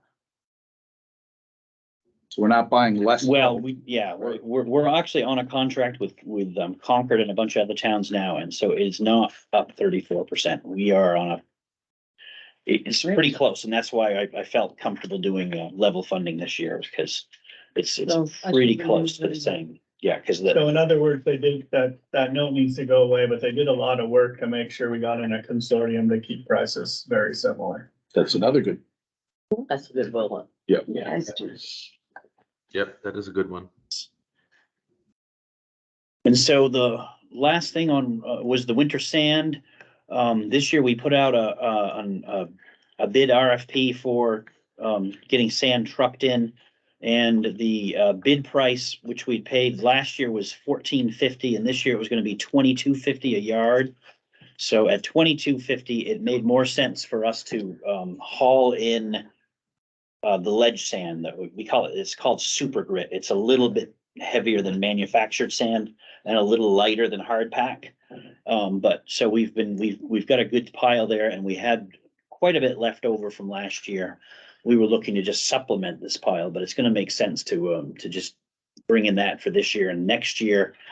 We will have to buy some sand for sure. So that's why we kicked that up a little bit, because we typically use between 3,000 and 4,000 yards of the bank run sand. And certainly if the price stays up like that, it makes more sense to haul in ledge product, because you use a lot less of it. And in the spring, it has kind of a nice little bonus, because on the roads, the paved roads, it wanders to the shoulder and makes a nice shoulder. And then on the gravel roads, we're using hard pack quite often, and this fills in the fines and does a good job sort of boosting that aspect of it. You know, do we ever use the little bit larger stone on the dirt roads? I know some towns have gone to that, a little bit bigger than sand, or of a pea gravel type size. Yeah, the super grit is 3/8 as opposed to a quarter. I think a quarter is the typical manufactured sand that, that you'd go to the quarry and get in a bucket if you were going there. But they have the super grit's a little bit heavier. And when we mix it with the bank run sand, it makes a pretty good mix for that. Quarter what? Inch. So the screen is a quarter. Exactly, yeah. Have you ever thought of buying sand from Canaan, from their sand pit? Nope, never. We would not do that. Have you been to Canaan in the springtime? Yes, Yes. but I'm talking about just for sanding the road during the winter, not for I road. think The reason the road is closed is because they sand it with a silt, and we did that for many years. We got it out of the bog road pits. Okay. And it gets slimy, it gets, it doesn't support weight when it's wet in the spring. And so, the last 2 or 3 years, Canaan would have, 8, 10 roads closed due to mud, and we've had almost no mud. We've had, and I tell people, would you rather have some runs of washboard or potholes, or do you want deep mud?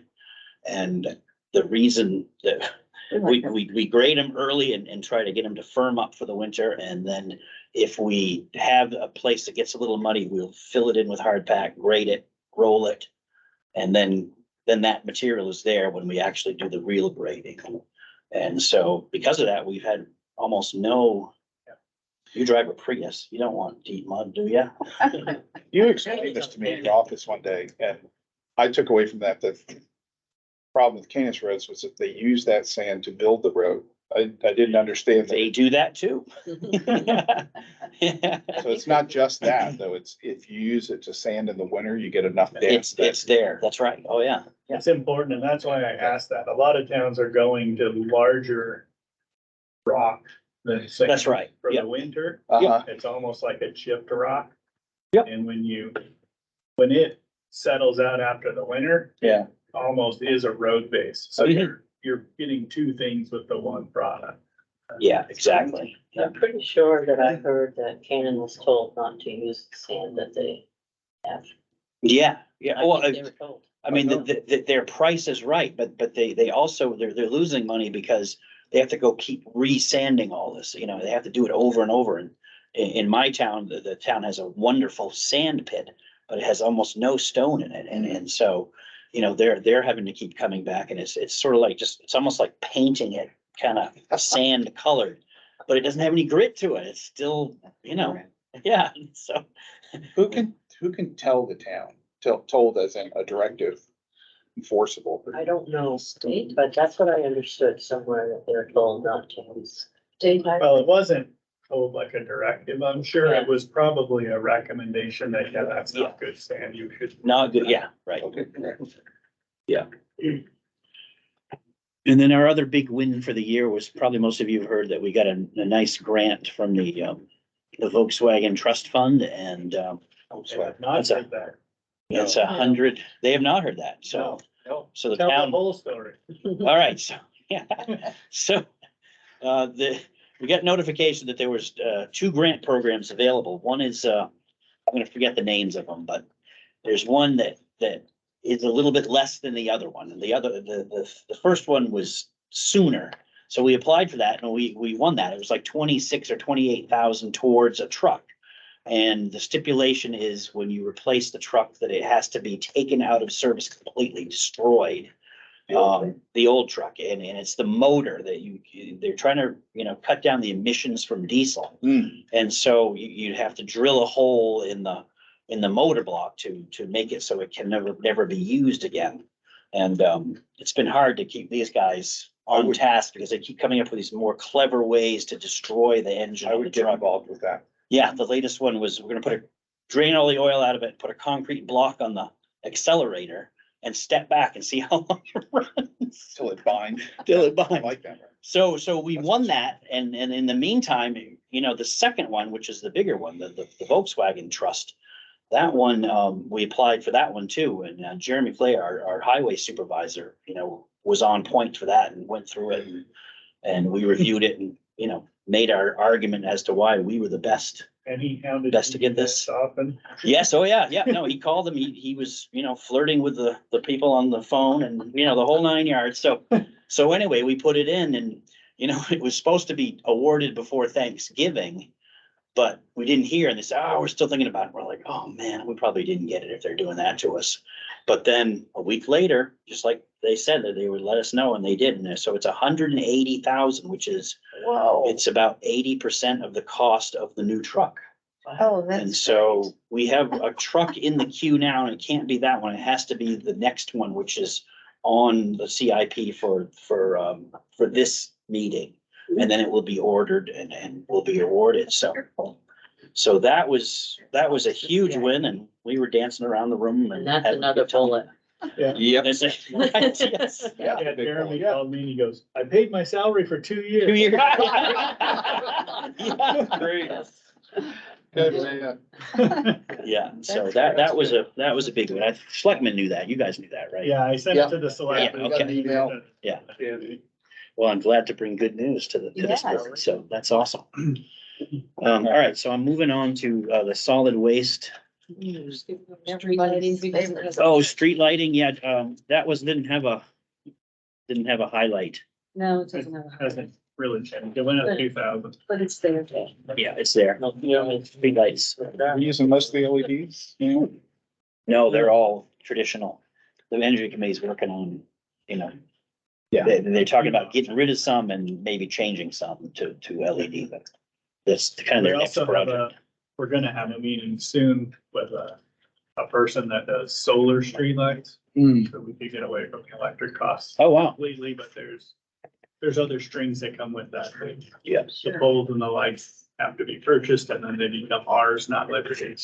So there's a lot of moving parts to look at, but it'd be nice to Yeah. Battery something that wasn't replacements. hooked to the grid. Fewer strings, more responsibility. Yeah, so the highlights on the solid waste collection is that we're heading into our first full year under a new municipal solid waste contract. And so we've budgeted accordingly. The trucking costs have gone up substantially. It's harder and harder to find drivers. And it's cost a lot more to keep trucks on the road, so the pulls from the transfer station have gotten more expensive. And then the municipal contract has gone up some. And Lebanon landfill costs, they were scheduled to go up 5%, but during the hearing, the city council said, oh no, we're gonna go up 15%. So we learned that about a week and a half ago or 2 weeks ago. And so it was like, oh my gosh, so I sent down to Lisa, we're gonna change this We're and, just gonna burn everything on the banks of the Muskogee. well, that's what we used to do. Send the ash down into their treatment plant. Yeah, exactly. Here, choke on this. Yeah, but I mean, I will say that's a huge increase, but they are also permitting the next cell of their landfill. And, thank our lucky stars that we have that nearby, because there's a lot of communities Oh, in the yeah. state and in the Northeast in general that do not have anything nearby. And their solid waste programs are very different because of that.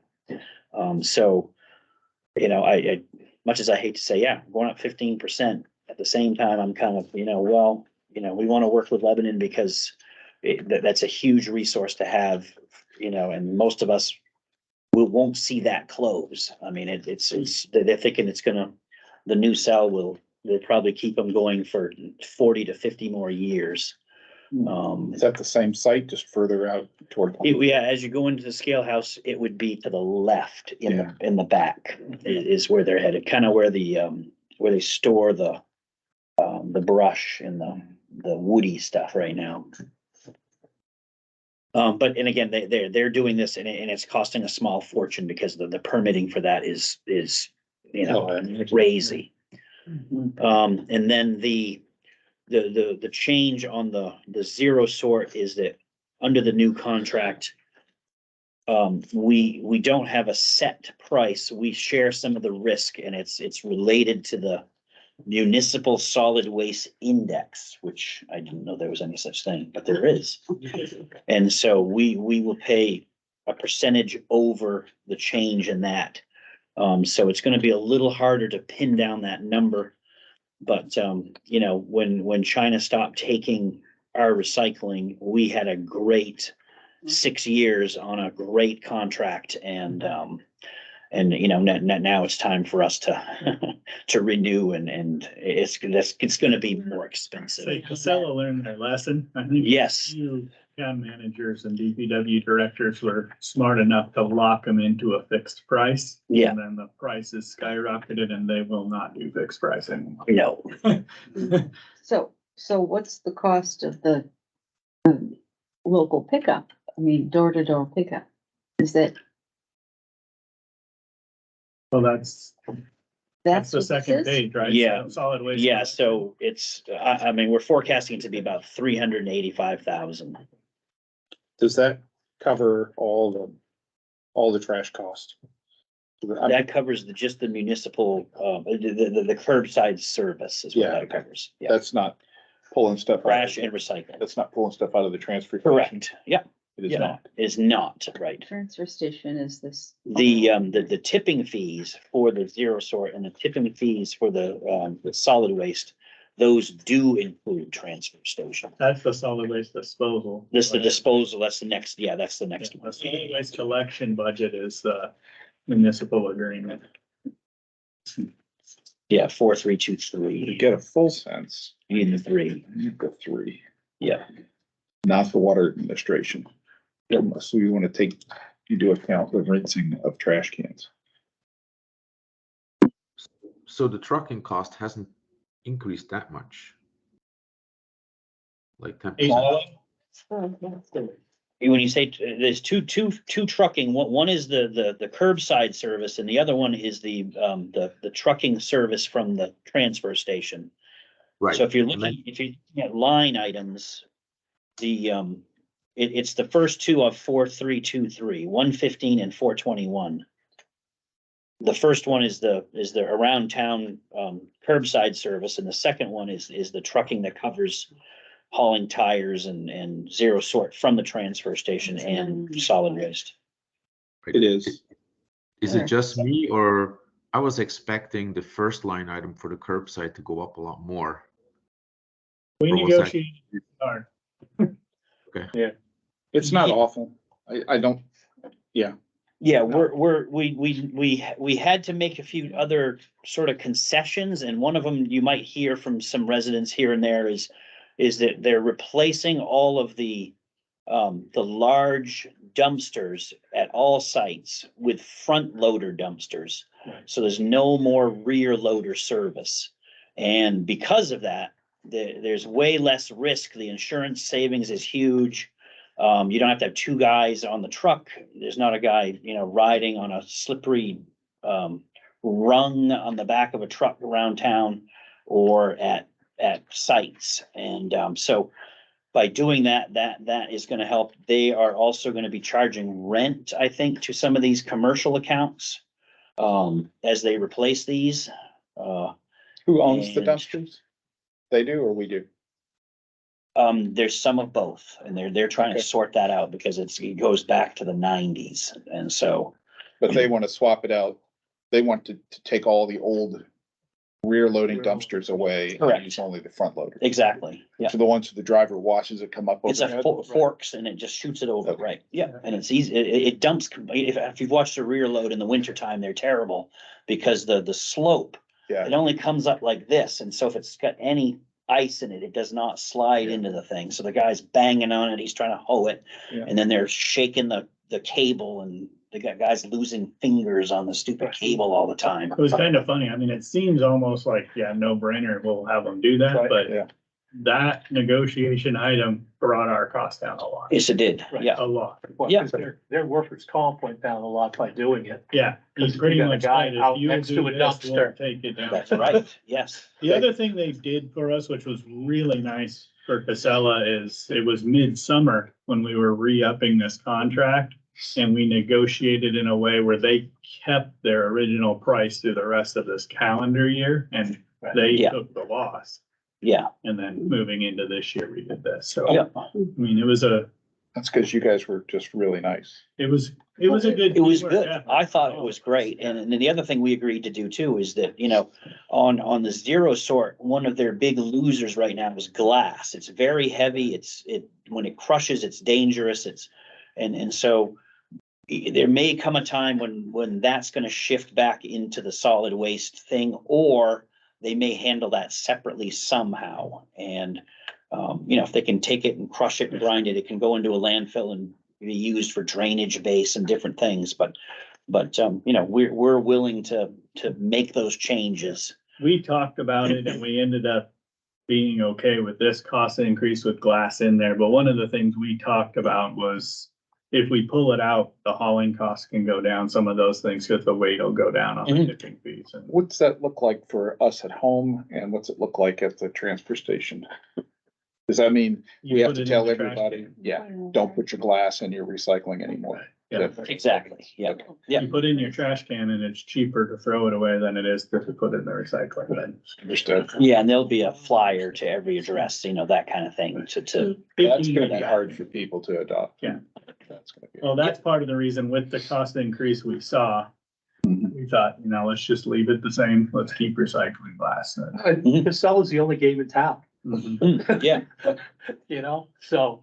Yeah, and I live in Plainfield and they're getting ready to redo their solid waste contract, and Casella has come to them and said, no one's gonna be loading bags and, oddball trash cans into a rear loader.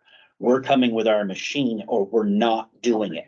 And so, we've had this sticker program where you buy stickers for bags and blah, blah, blah.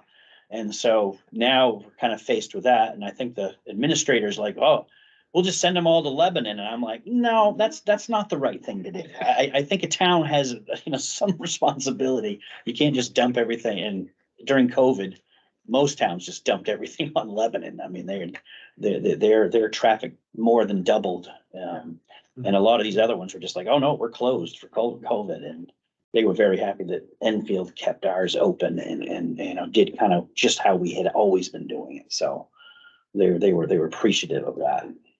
We're such a nice little town. We are, yes. We're like the helpful child in the family. Exactly. Yes. So does anybody have any questions on the solid waste? Why is it that the town collects the solid waste for free? Is that because we don't want people dumping it behind them? It definitely helps with that. Mhm. I mean, I've worked for 2 other towns where there was charges for it and we had a lot more trash along the roadsides to deal with. They just dump it in the Yeah. ditch somewhere on a back road. Yeah. So The- it the- definitely helps with that, but The other thing is you'd probably have to double or triple the size of your transfer station. Oh, yeah. And you'd be hauling out every day. Yeah, New London has a few more people than we do, and they run a full-time transfer station. I think they've got 5 or 6 FTEs there, and that's, Right. you know, that's a lot to eat. And then, you know, the other thing I throw out to people too is you know, we do curbside and the transfer station for about $21-22 per household per month. And if you lived in Lebanon and you wanted to have it, it would be $60 a month to do the same thing. Why? Because you have to contract with Casella and that's what they charge. if you do an individual contract, it's gonna be It's a lot more more. than double what we pay. And then the other side of the coin is, you know, what's it worth? Why would it cost Lebanon so much more to have curbside? Lebanon doesn't. Lebanon doesn't do Lebanon it. doesn't That's the replace thing. it. You'd have to do it as a. You have to homeowner. hire your own guy or go to the Lebanon landfill. And so there's the other side of the rub. Okay. You go, you know, is it more efficient to have, you know, 1 or 2 trucks driving around town every other week? Right. Or we're gonna send, you know, 6 different 2,000 haulers. households, 6 different haulers. right? Because Or, you could have Boshane or somebody like that also. yeah, or like See, Canaan where you have to, you know, everybody's Everything has to going go and the through thing's transport. lined up and you sit there in your idling car for a half an hour to get into to get rid of your stuff. So, you know, People love their pickup trash. yes, yeah. The last time we did a survey, it was the number one Number thing. one It's thing. it's a service that affects everyone. That's Yeah, yeah. And it- People. And the cost is low, really. well, that's Yeah, it. yeah, I mean, it's That's it. expensive, but $22 a month per household is Right. cheap. yeah. And you were saying that if Jim moved to Lebanon, God forbid, or I moved to Lebanon to get the same service You'd have in to my new con- house, Right. Yeah. it cost me $60 Yes, instead of $20. You'd exactly. have to have a That's private what you're saying, contract. right? Right. And so, That's another point. Yeah. I already wrote it down. Because it always comes up. It Yep. does. People love it. Why is the new contract for recycling processing? Oh, you already told us that, Right. because China doesn't take it. right. And glass is a pain in the neck. And our sweetheart contract has come to an end. It's based on weight. Glass is Wait, heavy. glass is heavy, that's right. Okay, so we're done with the 3? Yep. Throw them out? Water admin? So, yeah, water admin, You know. basically not a lot of change here. Salaries. Salaries are, they're a little under because we probably heard we had an unfortunate loss of an employee to a massive heart attack back in September. So that position was open for 2.5 months roughly. And we've hired a new guy and he's been really good so far. I think he's gonna be a great fit for us. It's no more. Well, yeah, and Norm is an Enfield boy and that's a hard thing to replace, but we still have one. We got Jason, so. And then so moving down to the 4332 under the water. We looking at electric utilities. We put a lot more in there, but upon looking at that, I gotta go back and maybe bug Elisa some more. It seems to me that the 2022 one is too low, way too low, and then the 2023 one is way too high. And I remember Charlie Clark saying something about their billing where they they billed through September, then they stopped, and then they had a new system, and then we didn't get a bill till the next year 3 to for 4 6 months. months or. Yeah. Yep. Yes. It was closed already. We can't do much about that. No, I know, but No, I'm talking about moving ahead to next year, do we need to have 25,000 in there? Probably not. Probably not. And then the other thing I wanted to check on too, and I gotta get Charlie Clark to help me with this, is the effect of the solar. I realize this was a lousy solar year with as much rain as we had. But I don't know if that necessarily had gotten credited, because the way the solar works is it takes care of this building, and if there's any residual, it goes to the prior one, which is our main water pump. And the second highest electric bill in town. And so I'm not sure if that got put there or how that Well, worked.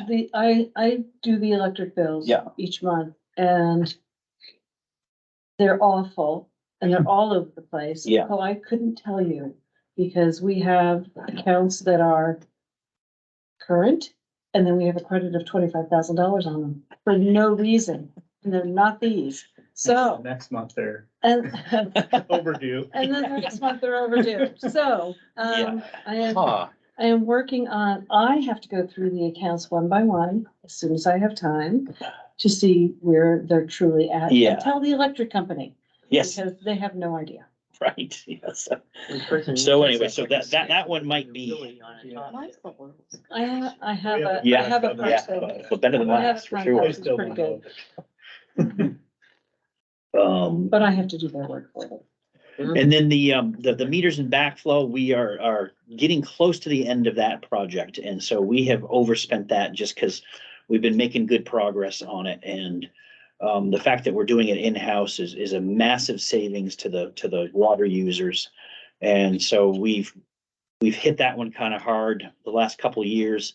This year, we had some trouble with, well, we had at least one issue with every well in town. And so we were way over on the well line item, and we actually pulled some out of capital reserve to kind of make that a little more even. Who you talking about?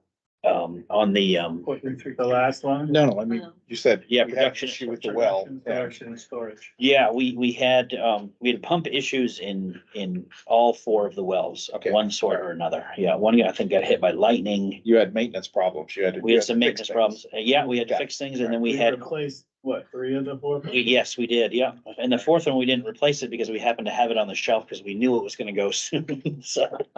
What is the backflow prevention? What is that? Backflow prevention, we go around and we test devices in hazardous locations.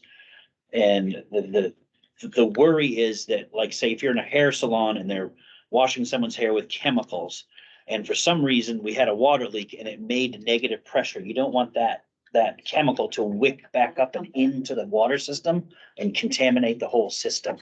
So there's a device on there that if there's any flow that sort of is heading back towards the system, that it closes up tight and does not allow that to happen. You're talking about wastewater. No, No, that it's Drinking water. it's to protect the drinking water from wastewater or from, gravel that might get in if there's a water leak or a fire Okay. hydrant that doesn't work properly or something like like that. you said, if we have a line break or something like that, it can actually create a suction on your pipe. And if you have some stuff in there, you would pull bad stuff into the water system. Yeah, It doesn't happen often, but it can happen. yeah, so Because you commercial got a hose kitchens, down in the sink? Just water lines, depending on where they're at, and it Yeah. can be any. Okay, get that. All right, yeah, and all right. so our high hazards are Okay. commercial kitchens, sprinkler systems. All right. Hair salons is one, car wash, he has a huge one, I think that thing costs 10 grand. To prevent that, but it's very important, I mean, and so we test that. And it's a program that we sort of operate, and you have to have. Well, we're lucky we have a guy that has, Norm had the license to test these, and our new fellow, he has the same license, but he has to get renewed this year, so. But this is not the Car wash is groundwater Probably a leaks. better example than these. Yes. Because they'll have water lines that go right into the soap container. Correct, Right? yep, So if you get negative pressure, it's sucking That, back. yeah, okay. yep, Yeah, the hairdresser, I'm like, How does that happen? You don't have your. It happens. Curls. Yeah. But that's not the I groundwater don't leaking into the sewage system, No. is it? No, That's No. totally That, different. that's inflow and That's- infiltration, I for short. Is that coming? That's coming. All right. Yep. Jim, Yes. so when was the last time, like, for, the water sewer users that each quarter were charged for meter replacements?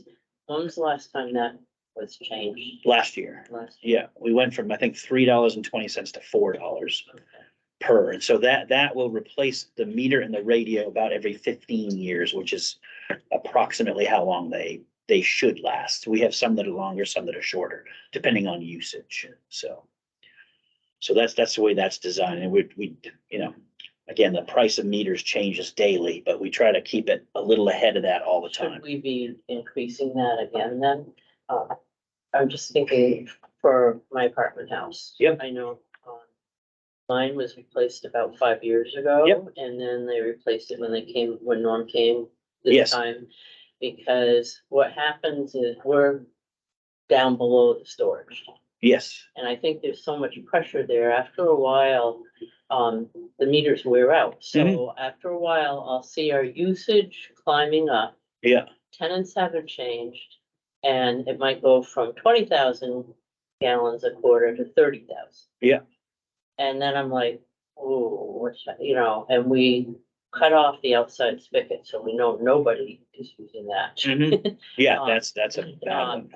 And we know what we have for washers and so on. So, and as soon as we change the meter, the usage goes It back was to the good, yeah. 20,000. So, and that seems to be every 4 to 5 Yeah, years for me, but generally, when a meter starts to fail, it fails in the customer's favor because the little fins that spin, they get worn out and suddenly they're not counting enough water. But there have been occasions where, you know, my guys will be in there changing it and they'll go, oh, did you know that that's that? And, you know, tenant might go, oh, yeah. And, you know, they sometimes do Yeah. that kind of thing, but but that's happened to us twice. yeah. And yeah. it seems, And with- and we're thinking the location perhaps that. Yeah, there's a lot of stuff going back and forth in front of your place, absolutely. So, But the nice thing too is now with the radios, we have the ability to track daily, hourly, and to the 15-minute increment as to what, so if there's, you know, it'll flag if it's, you know, using 10, 12 gallons an hour every night, overnight. Yeah. Then you know that that's something wrong, or like your hose deal, Yeah. you know, we can see a spike where they run 4,000 gallons a day for 3 straight days, and we know that something let go or someone left the hose on. A slip and slide toy for the little grandkids or whatever. I think what I hear Jane saying though is that it looks like their meters wear out, and when they have the meter replaced, the flow reported goes back to the normal level. Mhm. Is that's what you're saying? Yeah. Yeah, I'm And it just sounds like thinking- you're saying, well, that can't be, it must be somebody wasting water. I mean, it could be, I don't know. I mean, sure, that's the You have to usual. look at the thing, but yeah, but I mean, generally, when meters fail, they don't get better, they get worse, and when they get worse, they don't count enough for the town, and so, They're designed purposely to yeah. to So- register less water as they wear out. So probably no, we don't need to add more money to the, On the other hand, this item's going up. So at some point, we probably should be increasing that again so that we're kicking in a little. bit Yeah. more time. Yeah, again, you know, we try to price it so it will buy a meter and a radio for every address every 15 years, and so, you know, going to 4 is good for now, but again, if the meters continue to climb up, we will absolutely have to match that. Is And that this price is staggered? going up because we're Is replacing it? more. to Yes, Get them off yes, the radio. yeah. You don't do them all. Yeah, we're doing a lot because we're doing the radios right now, but yeah, typically it's, you know, we'd like to do 1/15 of the district every year, you know, that kind of thing. Remind them, I know we've talked about it, but the efficiency that the radio meters are having on reading meters. Oh, yeah. Oh, geez, yeah. It used to take, you know, 6 or 7 2 guys, 6 or 7 days to read the meters. And the last go around, we have about 580, close to 600 radios in. And because of that, they were out there 2.5 days with 2 days with one person and 1 day with 2 people. So yeah, so 4 man days, if you will. 4 days And- versus 12. Yeah, and then it would take Diane, when Diane was here, it would take her a day and a half to enter all the readings into the computer, and now I can do it in 15 seconds. And then the other thing too is the number of calls that I receive when we send the bills out has dropped by about 75%, because there's not all this hand recording. The numbers are coming in and they're not being transposed, they're not being, you know, a 9 is an 8, an 8 is a 5, you know, we're not having that. So we have saved a tremendous amount by going to this system. And, you know, when we go around, we can turn it on and see what people are doing. And we have had a couple instances where we call up and go, geez, you know, so-and-so, something's got to be going on in your house, because it looks like you're way over what you typically do. And so we see that problem sometimes 2 months ahead of when we would see it in the past, which was the billing time. It's a bad time to, yeah. Yeah. It's great. Oh, and it's really good for us and the water system to catch those things quickly. Yes, it is. Yeah, we don't waste all that. And And the resident. yeah, residents are definitely happy. And when is that, the payback thing gonna end? We're looking right now, we were just talking the other day, I think it's 2025. Really? It's slowed down a little bit because we haven't raised rates as fast to keep up with it, but it looks like 2025. Cause I And thought it was that's, supposed to be in 5 years and it's been about that now. Yeah, I mean, one thing in talking with the guys the other day about this is, we had a laundromat, and Oh, the laundromat, yeah, a whole lot. yeah, in terms of deficit reduction, it was about $7,000 or $8,000 a year. And they've been out of business for 4 years. So there's like 30,000 that we'd sort of forecasted to receive, but haven't received. And so, you know, there's some of that going on. And then, of course, the people moving into town tend to not use as much water. You know, it's just, we're not seeing big families. You don't see a lot of, see a lot of people, single people, they're at the hospital all the time. They're not using a lot of water. So, a you lot know, of water systems are starting to see that issue too, with all the water saving appliances. That yeah. water usage goes down, but overall costs don't go down, so you have to pay for that somehow. Yeah, and then of course inflation too. That's the other thing we didn't, you know, that wasn't built in, the you know, everything going up so much in the last couple of years, that has stalled it somewhat. But yeah, I mean, when I first started here, I think the average user around the Enfield water system was using about 14 to 15,000 gallons a quarter. And now that's getting close to being under 9,000. And so we have a couple more services, maybe 15 more services. But that doesn't account the usage and the appliances and the demographics. It just has changed a lot, and a lot of communities see that. You're estimating end of 2025. We were just talking the other day, that's kind of where it looks like we're gonna land, but billing and water usage and all those things will could possibly change that. Might pull in a little more with the new car wash, but Doubtful. That's The other probably one about it. hasn't even. they don't use a lot of water. They recycle a lot. Yeah. The systems are built to recycle. Yeah, because even in the middle of the winter, when Randy's is the busiest, Right. he's only at about half what the laundromat used to do. Right. Yeah. I don't see him, not that I drive by there daily, all that busy. Yeah. And what happens, so I know obviously there's a filter system. Where's all that sludge going? Goes right in the town sewer. And here's an interesting thing, because it has so much surfactant and soap in it, it actually is cleaning our sewer system as it makes its way to Lebanon.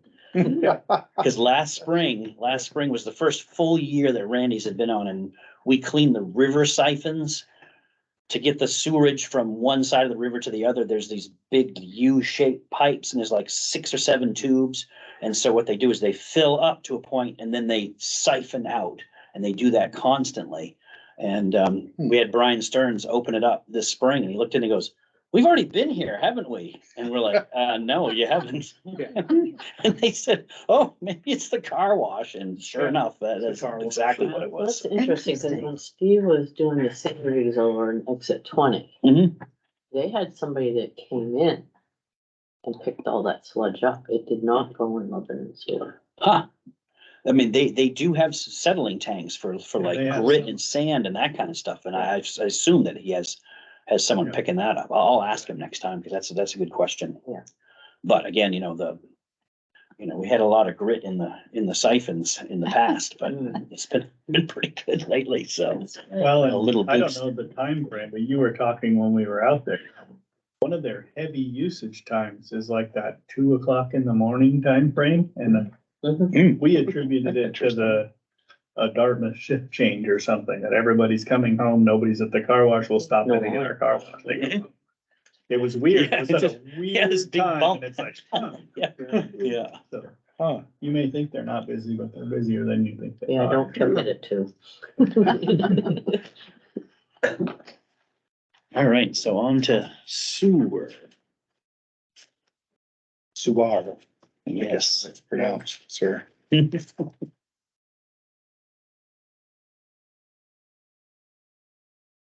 Okay, yeah, this is very similar to the water especially on the admin side, with this, the bulk of it being, salaries.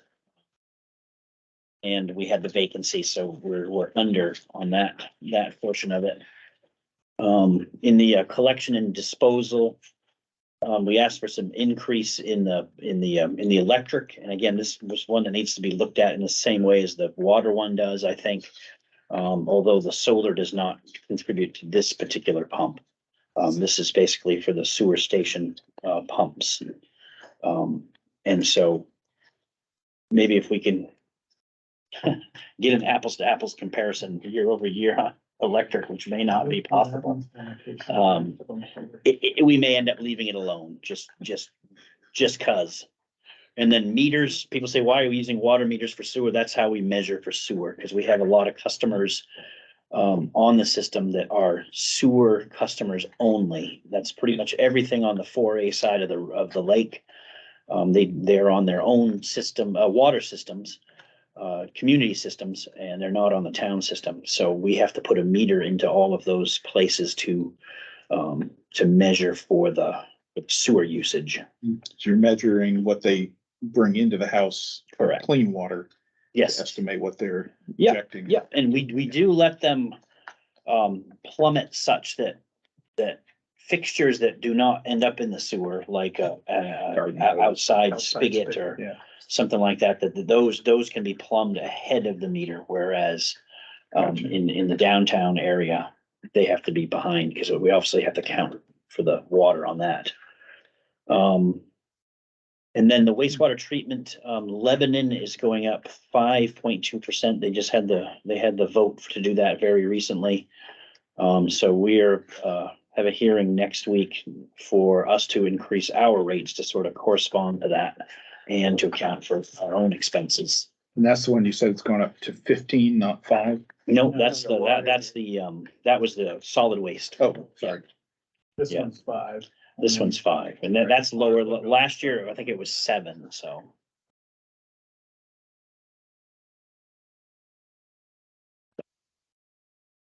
Anybody have any other questions? I think that's all. Yeah, you're gonna tell us about the infiltration progress? Yeah, so we've cameraed the entire system. They did that over the summer. Some of you may have seen the vans out there. They were set up and had a manhole open, and there's a fellow with a little camera that's on a little truck that crawls through the pipes and filmed everything. And right now, the engineer is collating all of that data, and we're gonna take that and turn it into projects that we can bid out hopefully in the next 2 or 3 months.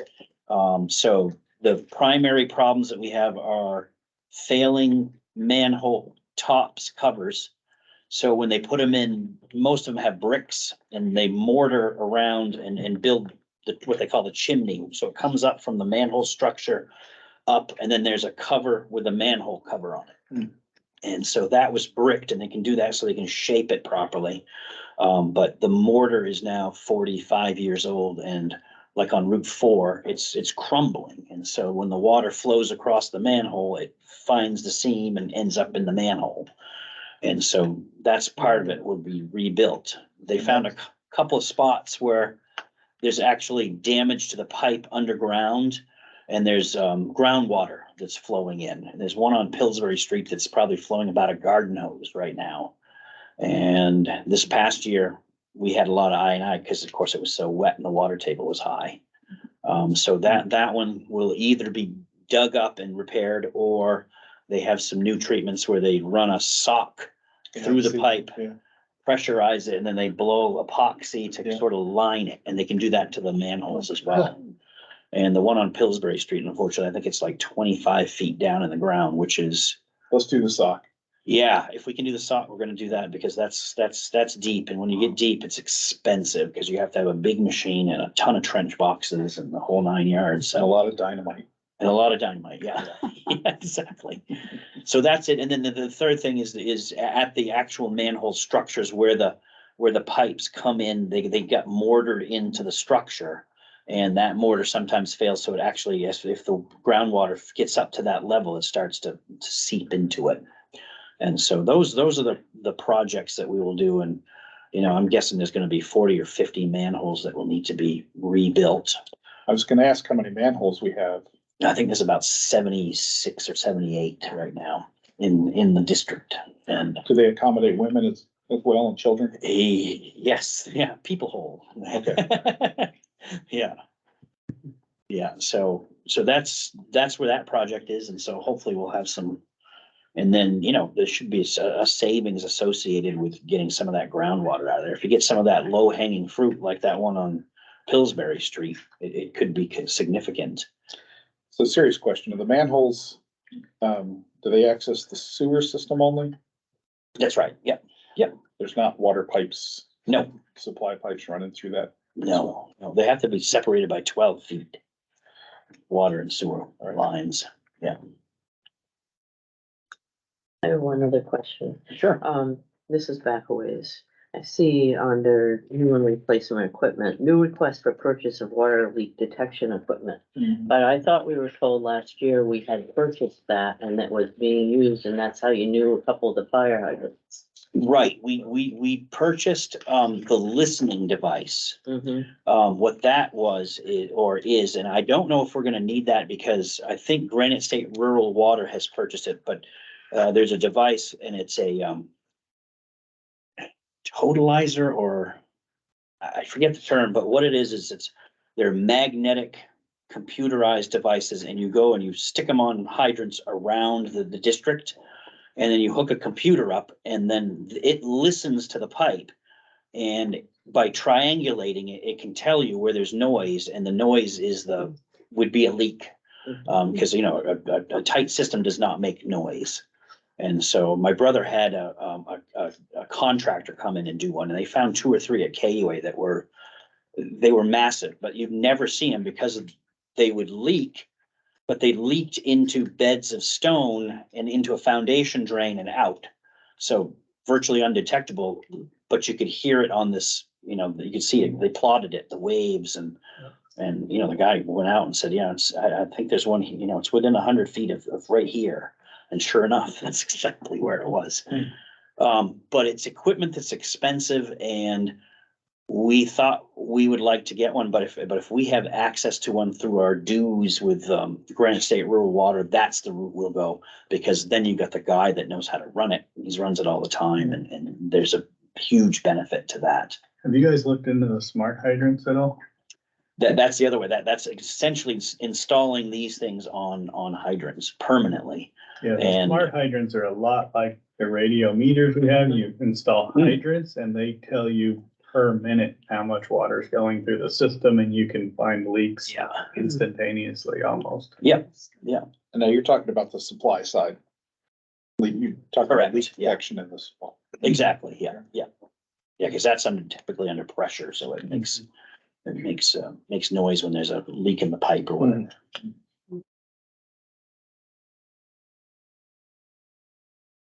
Anybody have anything else?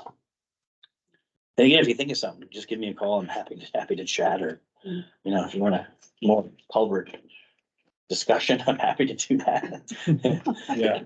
One of our strategic planning, strategic governance things is to do more sort of outreach and education on some of this detail stuff, and It's really Yeah. interesting. well, yeah, but people are interested in it, yeah. Yeah, and you know, it's stuff you just sort of, oh, I turned the water, well, yeah, that water comes from someplace.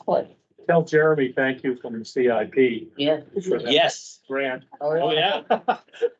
Absolutely. He was like a kid in a candy store. Oh, yeah, sure he was. I got money for free. Yeah. A lot of it.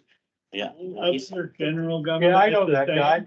That's me. As last year, but it's 3 line items, hydrant maintenance, which we pay from the general fund to help the water system.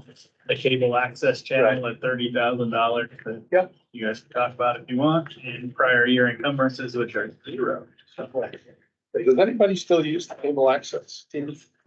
Yeah, we actually have everybody on Comcast, but a lot of people actually still do watch Channel 8, which is the cable access channel. What's How do you? what's on it? Can't get to it. Meeting. If you're not on Comcast. Well, not if you're on Comcast. Yeah. The offset to that is $65,000 and thereabouts in revenue. But the $30,000 that pays for the station. They have Mascoma basketball games. I've seen Yeah, that on there a basketball, couple times. basketball games get put on that. Yeah. All these meetings? some of All these meetings that he's here for, School concerts. school concerts get put on it. Yeah, We can't do the plays because those are licensed. licensed. Yeah. But, yeah, Barstool, is a biggie on it. What's that? Barstool Racing in the winter. Oh, yeah. That's one of the biggest things people want. People are on hills, on Barstool, going down the hills in the Midwest. Oh. Midwest. We used to. Midwest. Better be. It doesn't be done at Los Angeles. To do beds. You Yeah. could do it. Well, Now A bed race. They Is there have any, but they have Barstool races. Thank you. RC racing at Pelham Okay. Shop. Thank you, Yeah. Jim. Thank you. Is there any Yes, no, thank you, everybody. public comment? 2 people here. No other business. Oh, One little okay. bit. Just wanted to give you guys an update. I'll give you a lot more of an update last year, but next meeting, we put a 5% placeholder in here for compensation.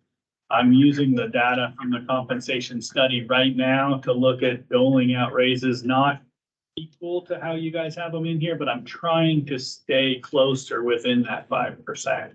Just so you guys know what I'm doing, and then, we're gonna fine tune a few things, but I think we're gonna keep that 12-step matrix program that the compensation study people put away. And we're just gonna put some timeframes across that when people can expect the possible step raises moving forward. So, I'll fine tune that for the next meeting, but just wanted to let you guys know the thought process I'm using right now, in developing compensation. Who we got? Library next meeting? Library, a little bit of, I don't think we have much more on the town stuff, recreation, a few of those small things. Regional. And then Regional. I'm gonna try to squeeze compensation in there as well, so. Motion to adjourn. I have Second. a question. I have a question. Oh, It says consideration of appointment to fill vacancy at the next meeting. Does that mean we have an applicant? Yes. Who's the applicant? I don't know off the top of my head. I don't recall. And is there a reason why it's not being considered at this meeting?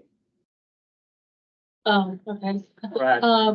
To give people, enough opportunity to put in an application. Okay, all right, that makes sense. Thank you.